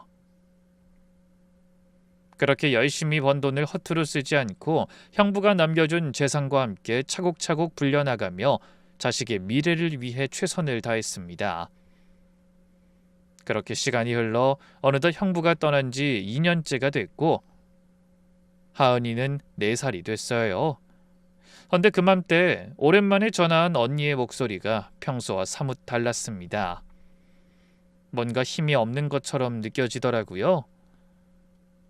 서연아, 나 할 말 있어. 시간 되면 집으로 좀 와줄 수 있어? 무슨 일이야? 나 오늘 좀 늦을 것 같은데 그냥 전화로 말하면 안 돼? 전화로는 좀 그래. 와서 얘기하자. 평소 같지 않은 목소리에 불안한 마음을 안고 퇴근 후 언니네로 향했습니다. 하은이는 일찍 잠들어 있었고 언니 혼자 거실에 앉아 있었죠. 그런데 언니가 절 보더니 아무 말 없이 서류 봉투 하나를 내밀었습니다. 의아한 마음에 봉투를 열어보다 그만 기절할 땐 놀라고 말았어요. 병원에서 발급된 진단서에 선명한 글씨로 위암이라고 쓰여 있는 게 보이는 겁니다.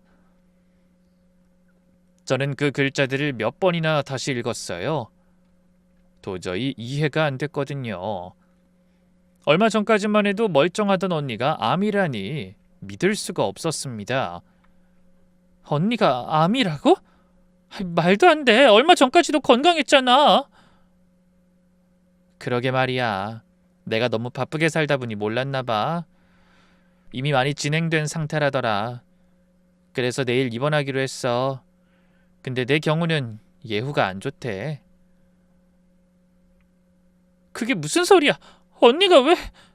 의사도 그러더라. 치료는 해보겠지만 장담은 못한다고. 결국 저는 그 자리에서 울음을 터뜨리고 말았습니다. 안 돼. 다른 사람은 다 아파도 언니는 안 돼. 하지만 언니는 오히려 등을 쓸어주며 저를 천천히 달랬죠. 울지 마, 서연아. 살다 보면 어쩔 수 없는 일도 많이 생기는 거야. 우린 여러 번 겪어봐서 알잖아. 다음 날부터 언닌 입원해서 치료를 시작했어요. 입주 도우미를 들여 하은이를 맡기고 치료에 전념했죠. 저는 틈만 나면 언니의 집과 병원으로 달려갔습니다. 간병인에게 언니를 부탁하고 조카가 잘 지내는지 수시로 살폈죠. 제 남편도 안타까운 마음으로 그런 저를 다독여주더군요. 저 형은 좀 어때? 병원에 자주 가보지 못해서 미안해. 아니야. 집안일을 신경 못 쓰고 언니네만 매달려서 내가 미안하지. 어머니 보기도 죄송하고. 그때 저는 결혼한 지 갓 1년이 넘은 신혼이었어요. 맞벌이하는 저희를 위해 시어머니가 같이 살며 집안일을 도와주고 계셨죠. 그래서 남편에게도 시어머니에게도 좀 미안한 생각이 들었습니다. 제가 워낙 경황이 없어 집엔 전혀 신경 쓰지 못하고 있었거든요. 하지만 남편은 언니네 자주 가는 걸 뭐라 하지 않았습니다. 시어머니도 마찬가지였고요. 오히려 조카와 저희 자매를 안타까워하며 응원해 주셨죠.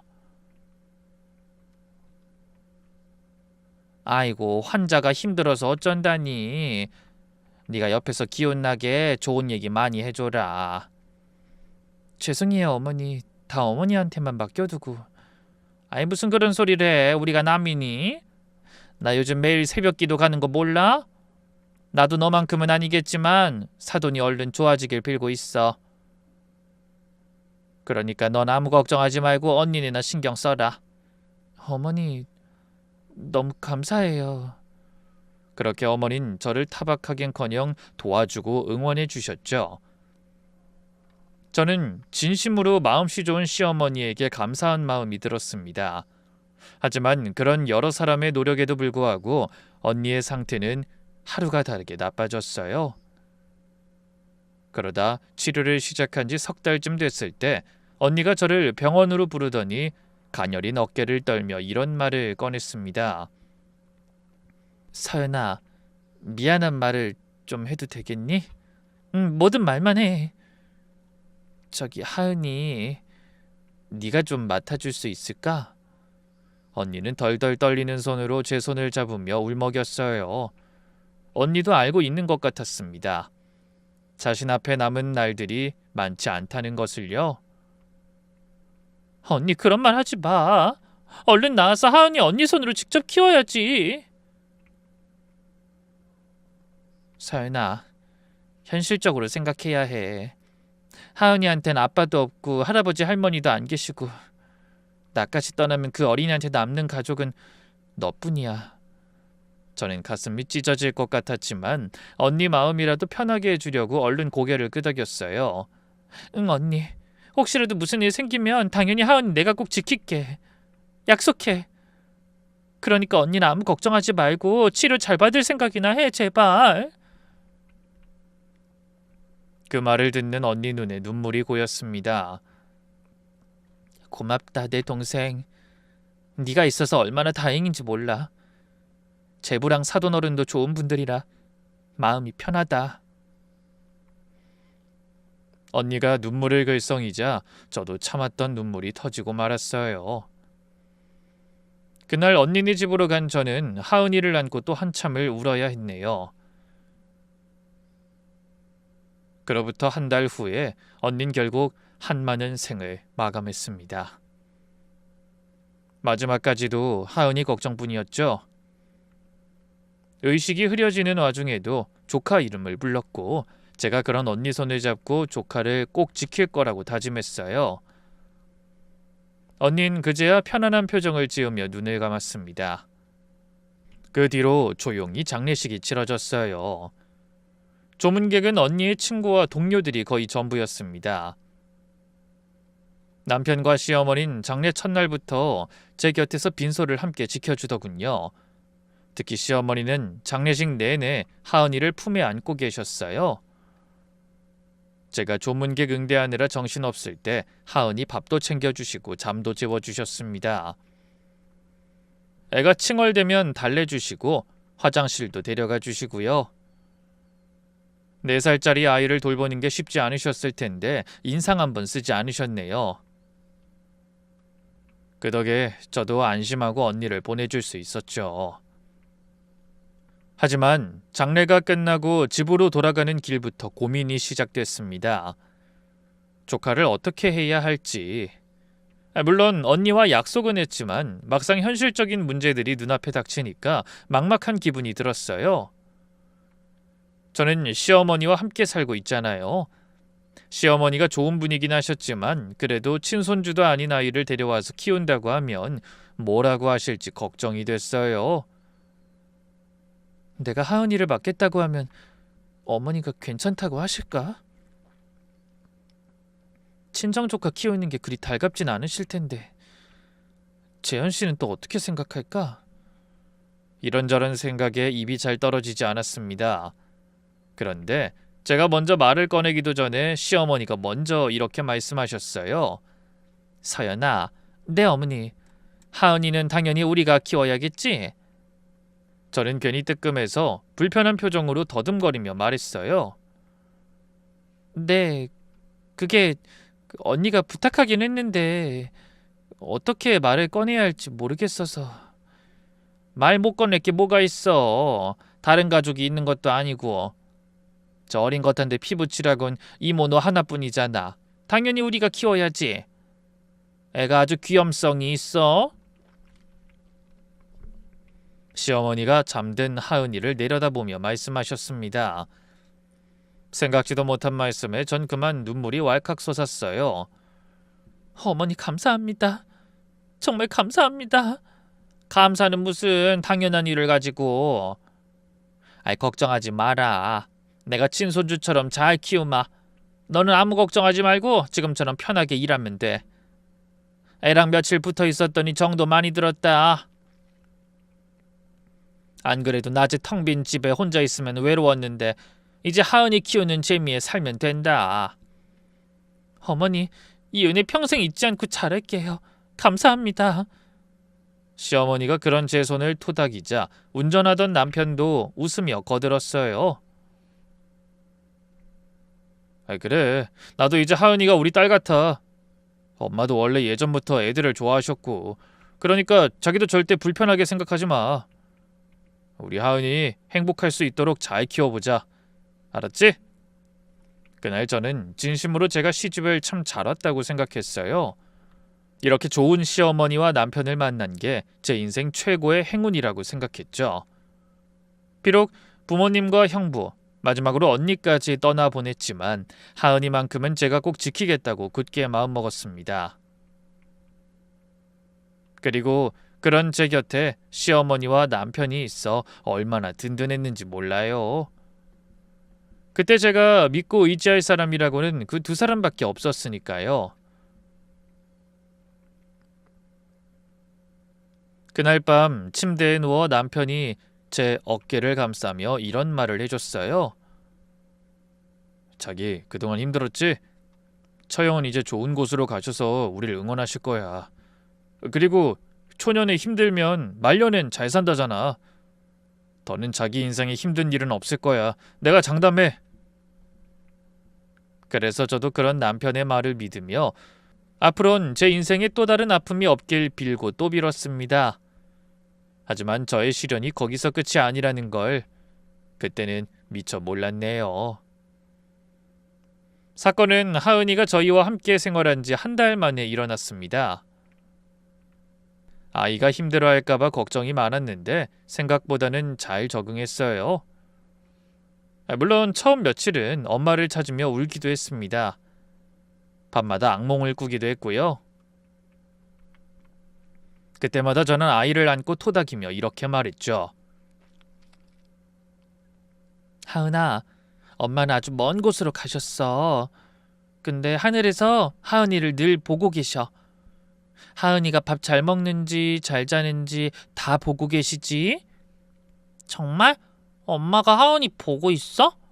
당연하지. 그러니까 하은이가 착하고 즐겁게 지내야 엄마도 행복할 거야. 알았지? 응?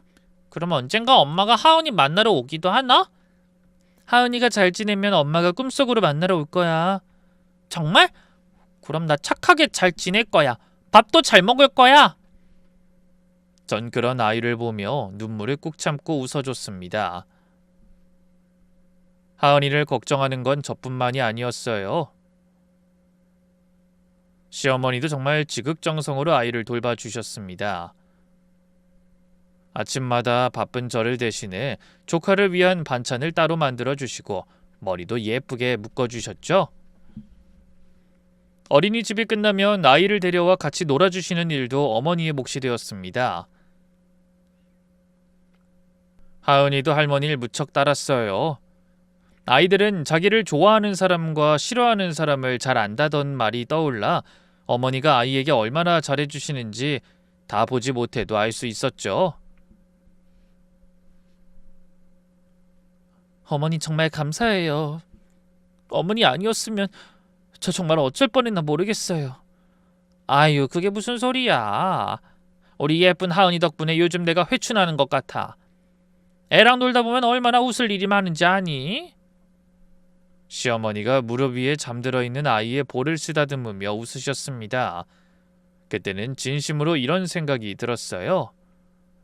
하은이랑 내가 어머니를 만난 건 정말 큰 복이구나. 하늘이 우리한테서 언니를 데려갔지만 어머니를 보내주신 건 정말 감사해. 그러다 하루는 회사에서 일하고 있는데 시어머니에게서 전화가 걸려왔습니다. 아마 일상적인 전화겠거니 생각하며 대수롭지 않게 받았죠.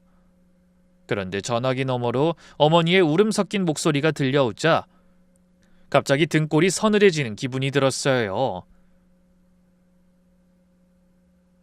여보세요? 어머니? 어머니 왜 그러세요? 서연아, 큰일 났어. 하은이가 없어졌다. 그 말씀 한마디에 심장이 멎는 줄 알았습니다. 네? 그게 무슨 말씀이세요? 하은이가 어딜 가요? 제 물음에 어머니가 울먹거리며 말씀하셨어요. 그게 놀이터에서 숨바꼭질하다가 잠깐 눈을 뗀 사이에 애가 갑자기 사라졌어. 지금 내가 여기저기 다 찾아봤는데 아무 데도 없다. 어머니 잠깐만요. 제가 지금 바로 갈게요. 경찰은요? 경찰 부르셨어요? 아니, 아직 안 불렀어. 내가 뭘 어떻게 해야 할지 모르겠어서 그냥 뛰어만 다녔어. 이를 어쩌니? 서연아, 우리 하은이 어쩌니? 어머니 지금 정확히 어디 계신 거예요? 제가 경찰 부를게요. 어느 놀이터에 계신 거예요? 그렇게 통화하는 동시에 저는 미친 듯이 회사를 뛰쳐나와 택시를 잡아 타고 동네 놀이터로 향했습니다. 차 안에서 손이 덜덜 떨려 혼났어요. 하은이가 없어졌다니. 너무 날벼락 같은 말이라 정신이 없었습니다. 잠시 후 놀이터에 도착하자 시어머니가 사색이 된 얼굴로 주변을 헤매고 계셨습니다. 곧 쓰러질 것처럼 숨이 턱까지 차올라 헐떡거리고 계셨어요. 어머니, 서연아, 이를 어쩜 좋니? 내가 애를 잃어버렸어.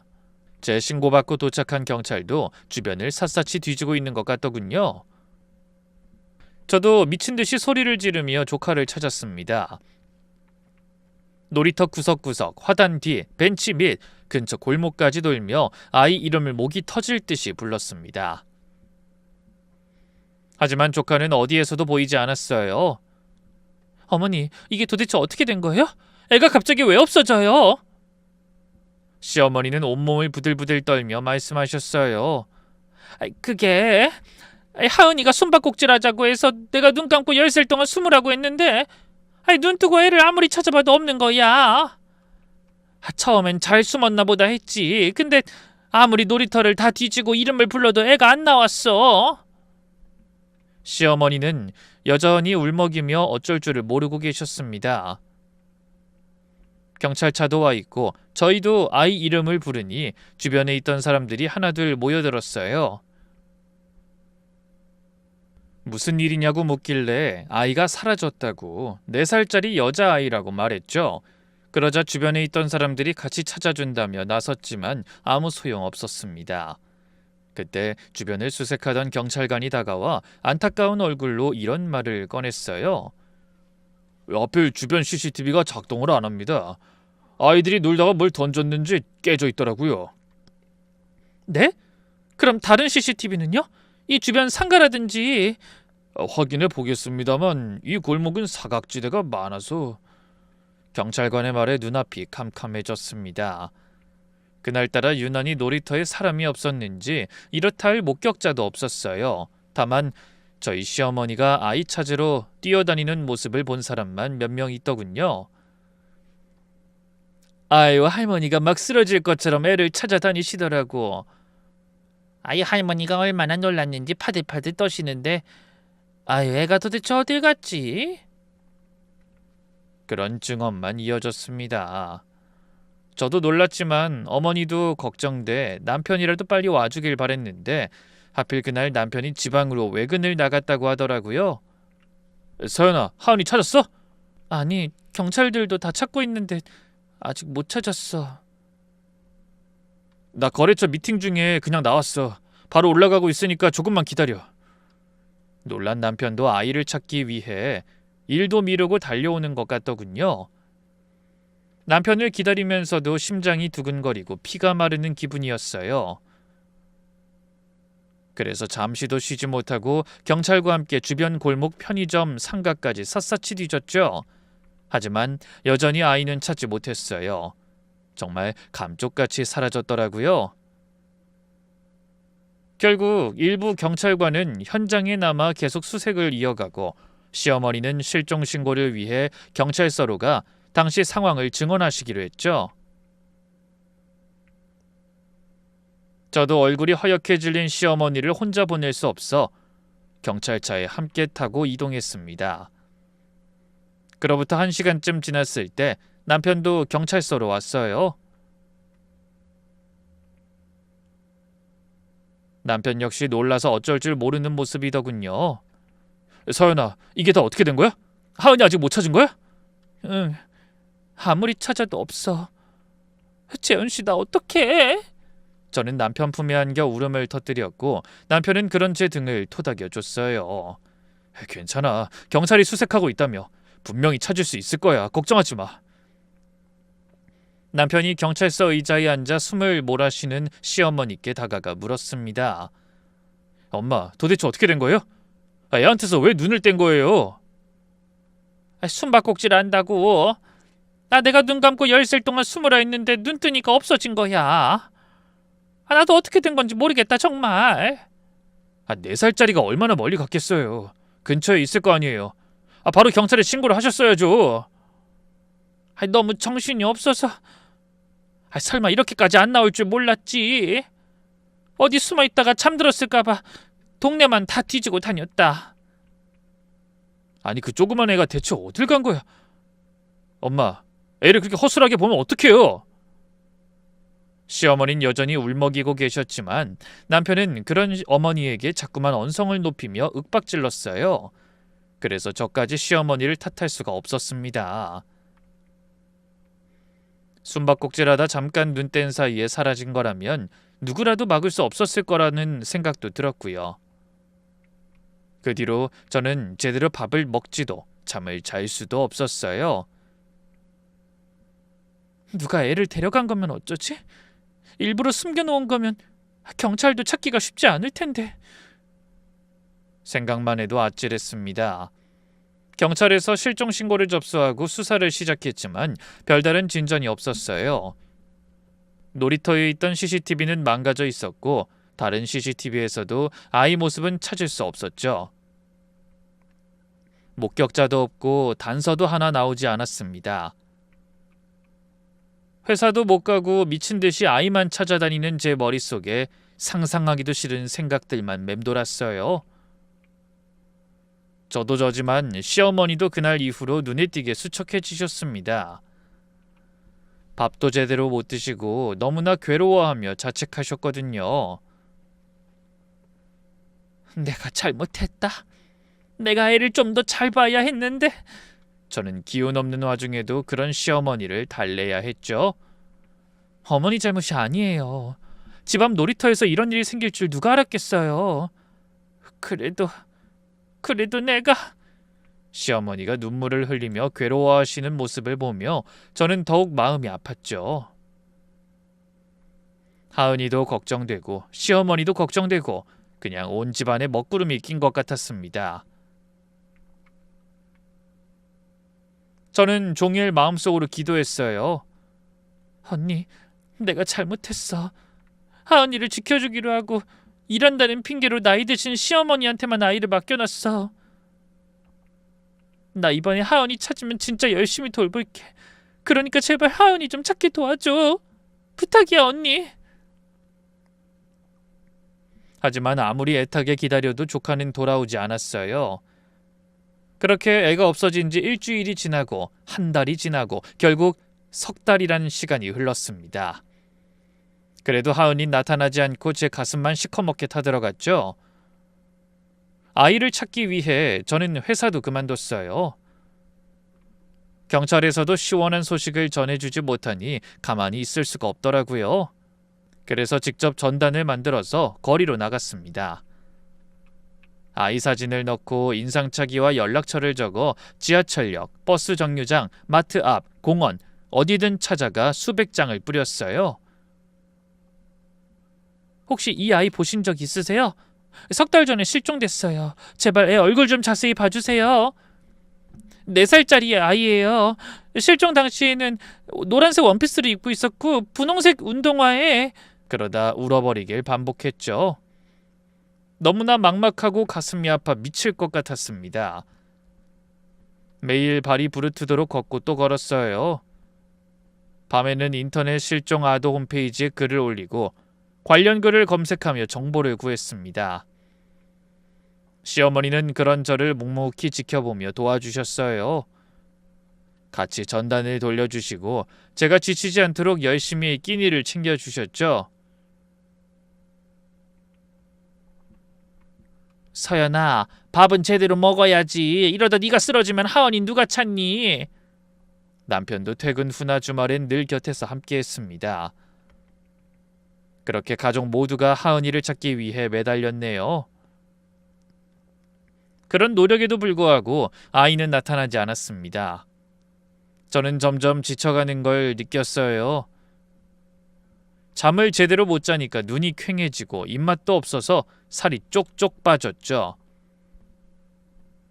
무엇보다 무거운 죄책감이 절 짓눌렀어요. 그러던 어느 날이었습니다. 점심시간이 막 지나 휴대폰이 울렸어요. 모르는 번호였지만 전 얼른 전화를 받았죠. 전단을 돌리고 난 후부터 그런 전화가 종종 왔거든요. 다 잘못된 제보였지만 저는 모든 전화를 다 받았습니다. 혹시라도 하은이 소식을 들을지 모른다는 희망을 버릴 수 없었으니까요. 그날도 마찬가지였죠. 여보세요? 저기 혹시 하은이 찾는 분 맞으세요? 전단 보고 연락드렸어요. 심장이 쿵 내려앉았습니다. 네, 맞아요. 혹시 하은이 보셨어요?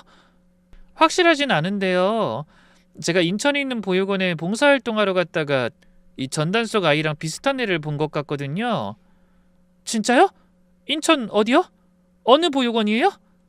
매번 실망하면서도 떨리는 마음은 어쩔 수 없었어요. 저는 제보자에게서 받은 주소를 바라보다 문득 생각했습니다. 여기서 인천까지 대중교통으로 가려면 저기 2시간은 넘게 걸릴 텐데 차로 가면 1시간이면 가겠지? 그러면서 시어머니를 바라봤습니다. 저희 차는 남편이 출퇴근용으로 사용하고 대신 어머니의 경차가 주차장에 그대로 주차돼 있었죠. 하지만 어머닌 조금 전 점심을 드시고 소파에서 잠이 드셔서 깨우기가 망설여졌어요. 그맘때 저를 도와 아이를 찾으러 다니느라 많이 피곤해 보이셨거든요. 저는 결국 어머니를 깨우지 않고 몰래 차를 빌려 쓰는 걸로 결론 내렸습니다. 시어머니는 인자하신 분이니 분명 이해해 주실 거라고 생각했네요. 아이에 관한 급한 제보가 와서 어쩔 수 없었다고 하면 잘했다고 하실 게 분명하다고도 생각했습니다. 그래서 망설임 없이 신발장 위에 놓인 시어머니의 차키를 들고 집을 나서 인천으로 향했습니다. 그리고 간절한 마음으로 빌었어요. 제발, 제발 이번엔 진짜 하은이에게, 제발. 하지만 그곳에서 만난 아이도 하은이가 아니었어요. 역시 허탕을 친 거죠. 생김새는 비슷했지만 분명 제 사랑스러운 조카 하은이는 아니었습니다. 이 아이는 아니네요. 제 떨리는 목소리에 아이를 보여주신 보육원 원장님도 아쉬운 얼굴로 대답하셨어요. 아유, 그래요? 아유, 안타깝네요. 제발 꼭 조카분 찾으시길 저도 기도할게요. 네, 정말 감사합니다. 돌아서는 발걸음은 천근만근이었지만 잘못된 제보라도 연락해 주시는 분이 계시다는 걸 감사하자며 저 자신을 달랬습니다.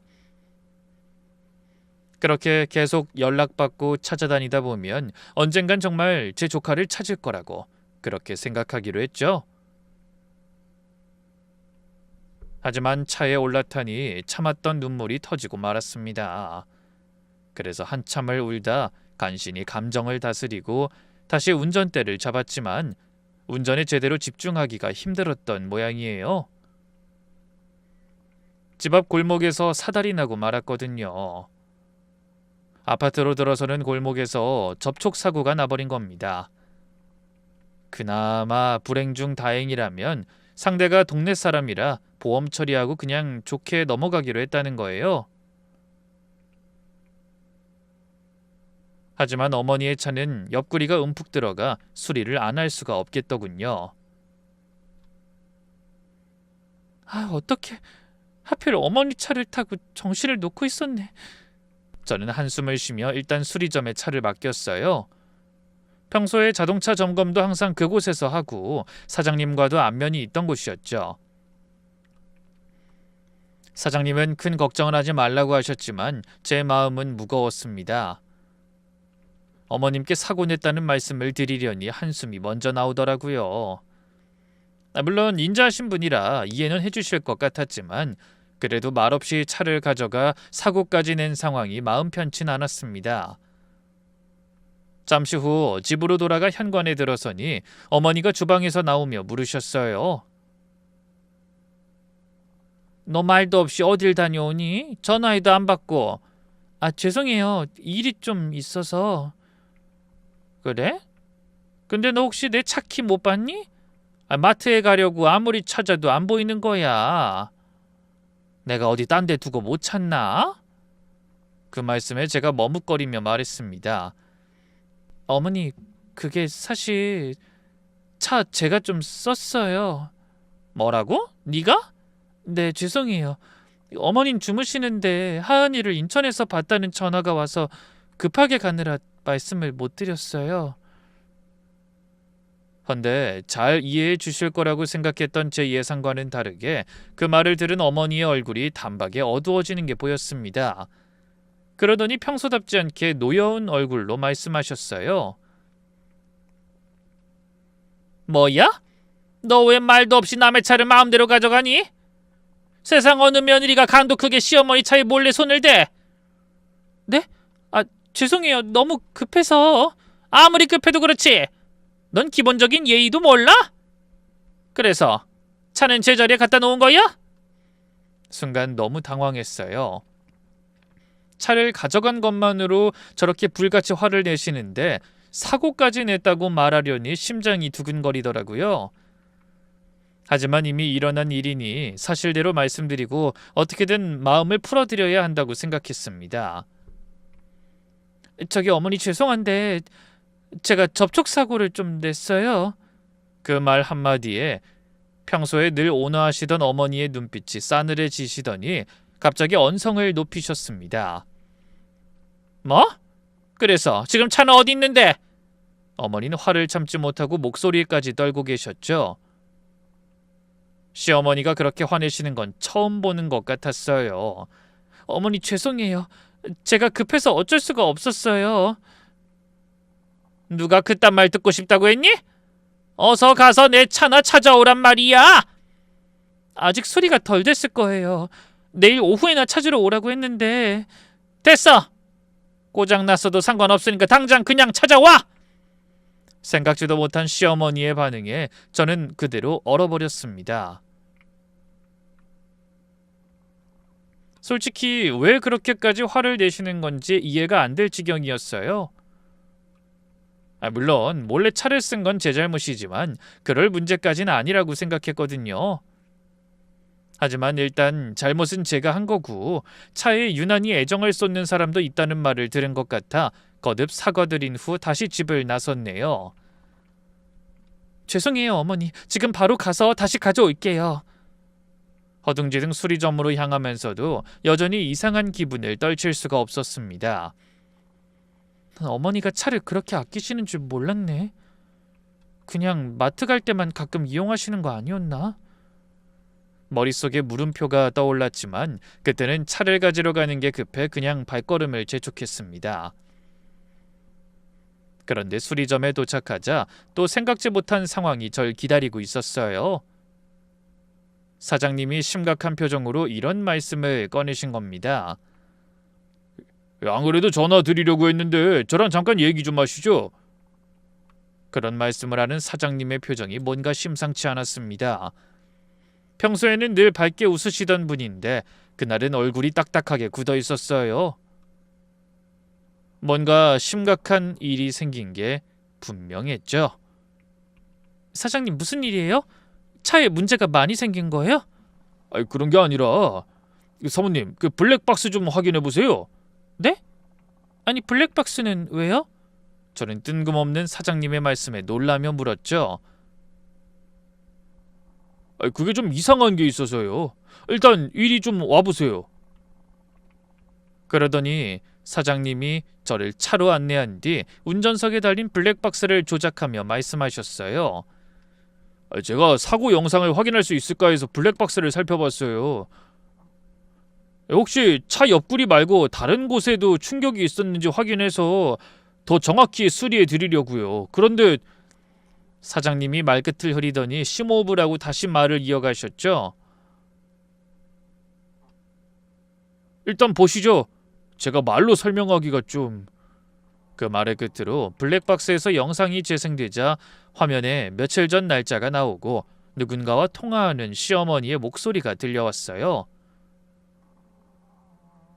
처음에는 별 생각 없이 기다렸습니다. 시어머니가 통화하시는 게 왜 이상하다는 건지 모르겠더라고요. 그런데 통화 내용이 귀에 들어오기 시작하며 온몸이 얼어붙었습니다. 어머니는 심각한 목소리로 누군가에게 화를 내고 계셨어요. 그러니까 자꾸 그런 소리 하지 말라고 몇 번을 말해! 이미 벌어진 일이야! 어머니의 목소리가 평소와는 확연하게 달랐습니다. 날카롭다 못해 너무나 차갑더라고요. 그 애는 이모 아니면 어차피 보육원에 갈 아이였어. 그냥 눈 한번 딱 감고 잊으면 그만이란 말이야. 그 알 수 없는 말에 갑자기 제 심장이 쿵쿵 뛰기 시작했습니다. 자꾸 마음 약한 소리 해봐야 소용없다니까. 제발 사사로운 정에 이끌리지 말고 정신 차려. 괜히 입 잘못 놀렸다가 다 틀어지면 어떡하려고 그래. 그러다 누군가 아는 사람을 만났는지 어머니가 급하게 전화를 끊어버리셨죠. 저는 그만 그 자리에 얼어붙고 말았습니다. 머릿속이 하얘지고 제가 지금 무슨 말을 들었는지 정신을 차릴 수가 없었어요. 그때 수리점 사장님이 걱정스러운 얼굴로 말씀하셨죠. 저기 사모님, 저도 처음엔 이게 뭔가 싶었는데 맥락상 그 잃어버렸다던 조카랑 관련 있는 얘기가 아닌가 싶어요. 경찰에 신고해야 할 것 같습니다. 조카가 사라질 당시 동네를 이잡듯이 몇 번이나 찾고 다녔으니 하은이가 실종된 걸 모르는 사람이 없었죠. 사장님도 그 사실을 알고 통화 내용이 심상치 않으니 저에게 보여주신 게 틀림없었어요. 잠시 넋을 놓았던 저는 퍼뜩 정신을 차리고 물었습니다. 사장님이 듣기에도 그런 것 같죠? 아이 얘기를 하는 게 틀림없는 것 같죠? 제가 터져 나오려는 울음을 간신히 참으며 묻자 사장님이 고개를 끄덕이셨어요. 그제야 저는 시어머니가 평소와 달랐던 이유를 알게 됐습니다. 제가 차를 썼다는 사실을 알자 자신이 그 안에서 나는 의미심장한 대화들이 떠올라 당황했던 게 아닌가 싶더라고요. 그 길로 저는 블랙박스를 손에 쥔 채 경찰서로 가서 조카 실종 사건을 맡고 있는 담당 형사를 만났습니다. 형사는 헐레벌떡 달려와 절 보며 놀라서 물었죠. 무슨 일이세요? 하은이에 대해서 새로운 제보라도 있나요? 아니, 그런 게 아니고요, 형사님. 이것 좀 봐주세요. 저는 통째로 뜯어온 블랙박스를 형사 앞에 내밀었어요. 형사는 눈을 동그랗게 뜨고 그 블랙박스를 조작해 컴퓨터에 연결해 영상을 재생하더군요. 그리고 영상이 끝나자 굳은 얼굴로 물었습니다. 그러니까 이게 시어머니 본 차량 블랙박스란 말이죠? 네. 오늘 자동차 수리 맡겼다가 수리점 사장님이 발견하셨어요. 형사가 영상을 몇 번이고 반복해서 확인한 뒤 이렇게 말했습니다. 이 통화 상대방이 누군지 확인해보죠. 통화 기록 조회하면 나올 겁니다. 형사님, 저희 시어머니가 설마... 아직 단정짓긴 이릅니다. 하지만 이 영상 내용이 사실이라면 아이 실종과 무관하지 않을 것 같네요. 그 말에 저는 쓰러지듯 의자에 주저앉고 말았어요. 설마 어머니가... 설마... 형사는 바쁘게 움직이며 시어머니의 휴대폰 통화 기록을 조회하고 그날 통화 상대방을 확인했어요. 결과는 생각보다 금방 나왔습니다. 통화 상대방 확인됐습니다. 네? 그게 누구예요? 하지만 상대를 알아냈다고 하던 형사가 금방 말을 하지 못하고 망설이는 게 느껴졌어요. 저는 마음이 조급해져서 재차 물었죠. 왜 그러세요? 누군데요? 시어머니한테 공범이 있는 거죠? 그게 남편분입니다. 네? 지금 뭐라고 하셨어요? 블랙박스에 녹화된 그 시간 시어머니와 통화한 상대방은 남편분입니다. 말도 안 돼요. 그 사람이 하은이 실종되고 얼마나 마음 아파했는데 주말에도 쉬지 못하고 전단도 같이 돌리고 지방에 아이 찾으러도 같이 갔다고요. 하지만 형사는 확신에 찬 얼굴로 이런 말을 덧붙였어요. 혹시나 하고 아이가 실종되던 날 남편분의 동선을 확인해봤어요. 하필 그날 회사에 휴가를 냈더군요. 몸이 안 좋다고. 네? 그럴 리가... 그날 남편은 지방에서 미팅 중이라고 했어요. 그래서 전화를 받고도 한참 후에야... 확실합니다. 그날 남편분은 휴가를 내셨어요. 저희가 직접 회사에 전화해서 확인한 일입니다. 머릿속이 빙빙 돌았습니다. 아무리 생각해도 그날 남편이 출근한다고 평소처럼 나갔던 기억만 떠올랐어요. 제가 하은이 실종 소식 듣고 전화했을 때도 외근 중이라고 했고 2시간이나 지나서 경찰서로 왔고요. 저는 멍한 얼굴로 경찰을 향해 물었습니다. 그럼 그날 제 남편은 외근이라고 하고 대체 어디 있었다는 말씀이세요? 그걸 확인하고 있습니다. 그날 아파트 주차장에 설치된 카메라부터 차량의 움직임을 파악하는 중입니다. 그리고 시어머니와 남편분을 소환해서 조사해야 할 것 같습니다. 하지만 저는 입을 떡 벌린 채 아무 말도 못했어요. 뭐가 어떻게 돌아가는 건지 하나도 모르겠더라고요. 그 뒤로 경찰이 시어머니와 남편을 연행해 조사를 시작했습니다. 저는 경찰서 한쪽에 앉아서 손에 땀을 쥐며 기다렸어요. 그리고 얼마나 지났을까요? 형사가 절 부르더니 조사실 옆으로 안내하며 말했습니다. 두 사람 다 자백했습니다. 그 말에 저는 그만 그 자리에서 무릎이 꺾여 넘어질 뻔했어요. 형사가 재빨리 절 부축하며 의자에 앉혔죠. 저는 떨리는 가슴을 진정시키기 위해 노력하며 물었습니다. 자백이라뇨? 그게 무슨... 두 사람이 아이를 유기한 겁니다. 시어머니와 남편 박재현이 공모해서요. 형사의 말이 귓가에 맴돌았지만 언뜻 이해되진 않았습니다. 그러다 문득 떠오르는 게 있어 다급하게 물었네요. 하은이는요? 하은이는 어디 있대요? 경북의 한 보육원 앞에 놓고 왔답니다. 거기 벤치에 잠든 아이를 두고 왔다고 하더군요. 뭐라고요? 경북이요? 아니 그 먼 데까지... 아무리 들어도 믿을 수가 없었어요. 아니 믿고 싶지 않았습니다. 대체 아무 죄도 없는 어린이를 왜 그 멀리까지 데려가서 버린 건지 이해할 수가 없었죠. 그때 조사실 문이 열리더니 수갑을 찬 남편이 형사에게 이끌려 나왔어요. 저와 눈이 마주치자 얼굴이 새하얗게 질리더군요. 서연아. 저는 벌떡 일어나서 남편 앞으로 다가가 팔을 붙잡으며 물었어요. 이게 다 무슨 일이야? 정말 당신이 그랬어? 하은이를 당신이 버린 거야? 남편은 대답하지 못하고 고개를 떨궜습니다. 하지만 그 모습을 보는 순간 전 깨달았어요. 경찰이 한 말이 사실이구나. 이 남자가 하은이를 내다 버린 거야. 그 순간 제 안에서 마지막까지 놓지 못하던 남편에 대한 믿음이 끊어져 버렸죠. 저는 눈물로 범벅이 된 얼굴로 외쳤어요. 말해! 도대체 왜 그런 거야? 그 어린애가 뭘 잘못했다고? 왜? 평생 피 한 방울 안 섞인 남의 자식 키울 생각하니 귀찮고 짜증났어? 애가 그렇게 꼴보기 싫었냐고? 제가 소리치자 남편이 겨우 입을 열었습니다. 미안해 서연아. 정말 미안해. 미안하다고? 그딴 말이 지금 무슨 소용인데? 왜 그랬는지 나 말해! 저는 피눈물을 흘리며 소리쳤습니다. 남편이 아무 말도 못하고 고개를 숙이고 있자 더 열불이 터지는 기분이 들었어요. 뭐 때문에 그런 거야? 하은이가 당신한테 뭘 어쨌다고? 그런 제 물음에 남편이 힘없이 고개를 저으며 대답했어요. 그런 거 아니야. 그냥 엄마가 계속 그러자고 했어. 이번 기회 놓치면 안 된다면서. 처형 재산이 엄청난 걸 알고 하은이가 없으면 그게 다 우리 거라고. 뭐라고?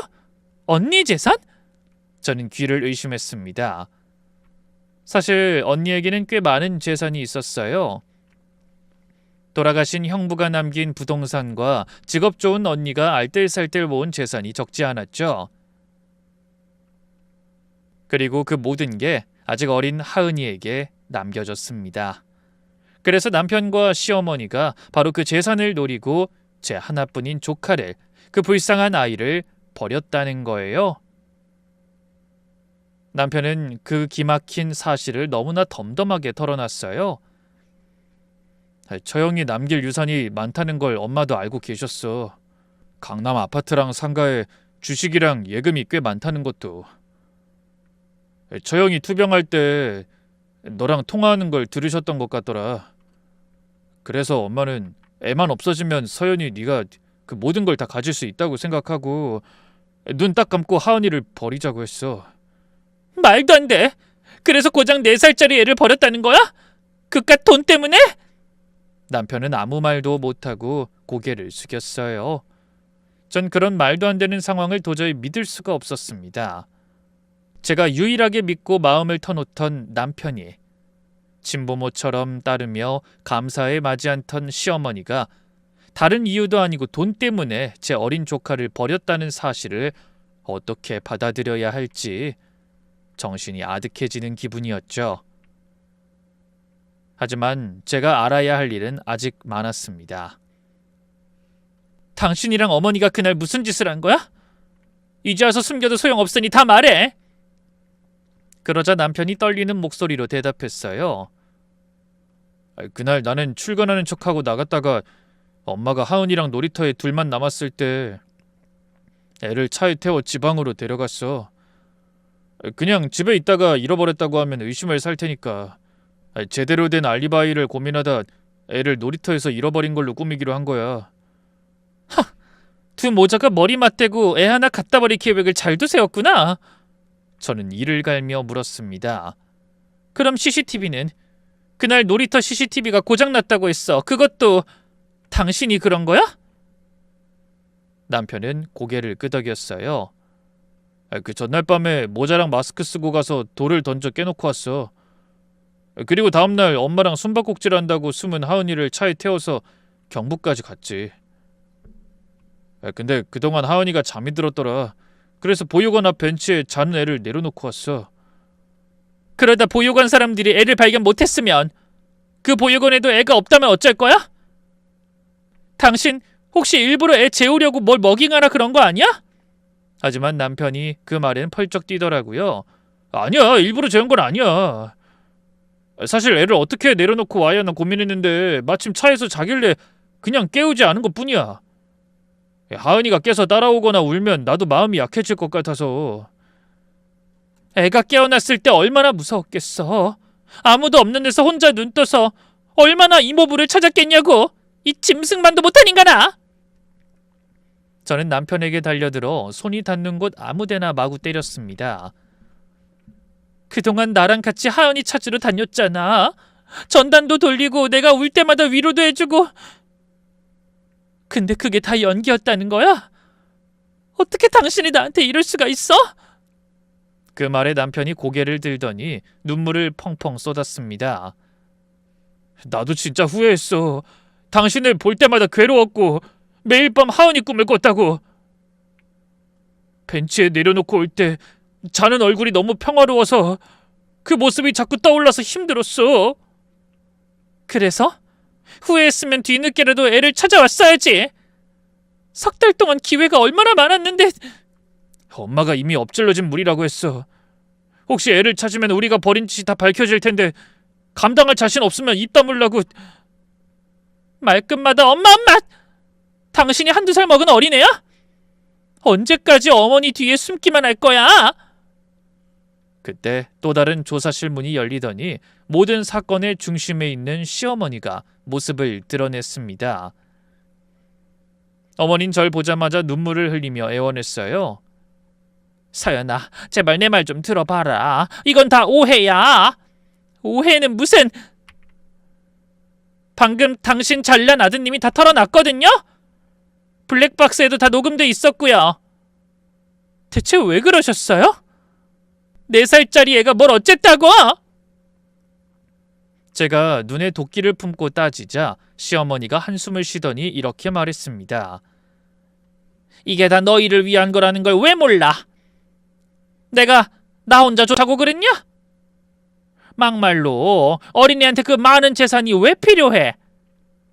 당연히 애 봐주는 우리한테 넘어와야 하는 게 맞지. 그런데 법적으로 그게 아니라잖아.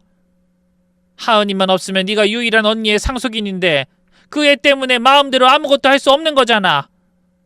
너무나 당당한 시어머니의 모습에 저는 또 말문이 막혀버렸습니다. 하지만 어머닌 조금도 후회하지 않는다는 듯이 눈을 빛내며 계속 말했어요. 그 어린애만 없으면 그 많은 재산이 다 내 며느리 차지가 되는 거고, 그럼 당연히 홀어머니 밑에서 고생만 한 우리 아들도 편히 먹고 살게 될 거 아니야. 내 아들 팔자 고칠 기회가 제 발로 굴러 들어왔는데 내가 어떻게 그걸 놓쳐? 그래서 지금 잘못한 게 없다는 거예요? 그 애는 어차피 부모도 없고 친척도 없고 너 아니면 보육원 갈 아이였어. 원래 애가 있어야 할 곳에 보낸 건데 뭐가 그렇게 잘못됐다고 이 난리야? 하지만 전 그런 어머니를 향해 코웃음을 치며 말했습니다. 어머니, 혹시 이거 아세요? 언니 재산은 어차피 제가 못 받아요. 제가 조롱하듯 하는 말에 시어머니의 표정이 변했습니다. 뭐라고? 그게 무슨 소리야? 언니가 위암 진단 받자마자 재산을 전부 하은이 앞으로 신탁해뒀어요. 그게 뭔데?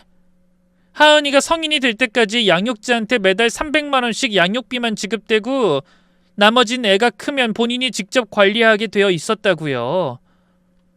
근데 중요한 건 만약 애가 성인이 되기 전에 무슨 일 생기면 그 돈은 그대로 보육원이랑 사회단체에 기부되도록 계약되어 있었어요. 아니 그게 무슨 소리야? 무슨 소리긴요? 하은이가 없다고 해도 제가 받을 수 있는 돈은 한 푼도 없었다는 뜻이죠. 전 처음부터 다 알고 있었어요. 언니가 처음 아픈 걸 알게 됐을 때 저한테 연락해서 상의했거든요. 전 언니의 뜻에 전적으로 동의했고요. 만약에 경우가 생기면 저희 자매처럼 부모 없이 어렵게 자라는 아이들한테 다 줘도 상관없다고 동의했다고요. 제 말을 들은 시어머니의 얼굴이 딱딱하게 굳어가는 게 보였습니다. 어머니가 그렇게 탐내시던 그 돈 하은이가 없어진다고 해서 제가 받은 게 아니었다고요. 그러니까 어머니가 한 짓은 그냥 아무 의미 없는 짓이었어요. 오히려 애 키우면서 매달 양육비로 지급되는 300만 원이라도 받는 게 현명했을 텐데 전 당연히 그 돈을 전부 어머니께 드릴 생각이었거든요. 어머니가 하은이를 진심으로 아끼며 돌봐주신다고 생각했으니까. 그 말을 들은 시어머니가 멍하니 절 바라보다 힘없이 중얼거렸어요. 그럴 리가 없어. 다 끝났어요. 그 망할 욕심 때문에 어머닌 돈도 잃고 명예도 잃은 거예요. 그 말의 끝으로 저는 뒤돌아섰습니다.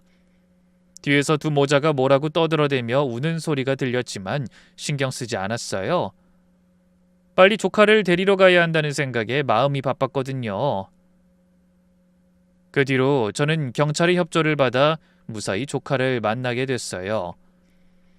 다행히 조카는 남편이 버린 보육원 사람들에게 발견돼 안전하게 보호받고 있었죠. 석 달 만에 만난 아이는 펑펑 울며 이렇게 말했습니다. 이모, 왜 이렇게 숨바꼭질을 오래 한 거야? 이모가 하은이 못 찾을까봐 무서웠어. 그래 미안해 하은아. 이모가 늦어서 정말 미안해. 이제 다신 늦지 않을게. 어디 가지 않고 이모 기다려줘서 고마워 하은아. 그렇게 아이와 제가 눈물의 재회를 하고 얼마 후 남편과 시어머니는 오랜 재판 끝에 아동유기죄가 인정되어 각각 징역 3년과 2년 6개월의 실형을 선고받았습니다. 어리석은 욕심이 결국 인생을 나락으로 떨어뜨린 거죠. 그 뒤로 당연히 저는 남편과 이혼했어요. 그 절차 도중 마주하게 된 남편은 또 말도 안 되는 핑계를 대며 어떻게든 용서받으려 했지만 어림없는 수작이었죠. 고작 돈 때문에 아이에게 그런 짓을 할 수 있는 사람이라면 나중에 저에겐 얼마든지 더 심한 짓을 할 수 있다는 건 불보듯 뻔한 일이었으니까요. 그런 일이 있고 벌써 1년이라는 시간이 흘렀습니다. 이제 5살이 된 하은이는 어엿한 유치원생이 되어 언니의 기일에 저와 함께 봉안당에 다녀왔네요. 아이가 언니의 사진을 바라보더니 밝게 웃으며 말했습니다. 엄마, 하은이 이모랑 행복하게 잘 살고 있어. 그러니까 오늘 밤엔 하은이 보러 꼭 꿈에 놀러 와야 해. 저는 손등으로 눈물을 닦으며 조카의 머리를 쓰다듬어 주었어요. 그리고 고사리 같은 손을 잡으며 마음속으로 언니를 향해 말했습니다.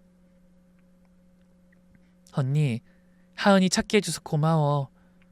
나 다시는 이 손 놓지 않을게. 이제 아무 걱정하지 말고 편히 쉬어. 그리고 활짝 웃으며 다음을 기약하고 돌아섰죠. 노을이 아이와 둘이 손을 맞잡고 걸어가는 길을 아름답게 비춰줬습니다.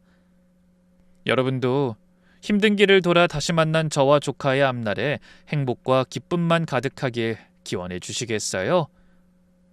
그럼 오늘도 긴 사연에 함께해 주신 분들에게 감사의 인사를 전하며 저는 이만 물러가겠습니다. 부디 건강과 축복이 함께하는 하루 보내시길 바랍니다. 감사합니다.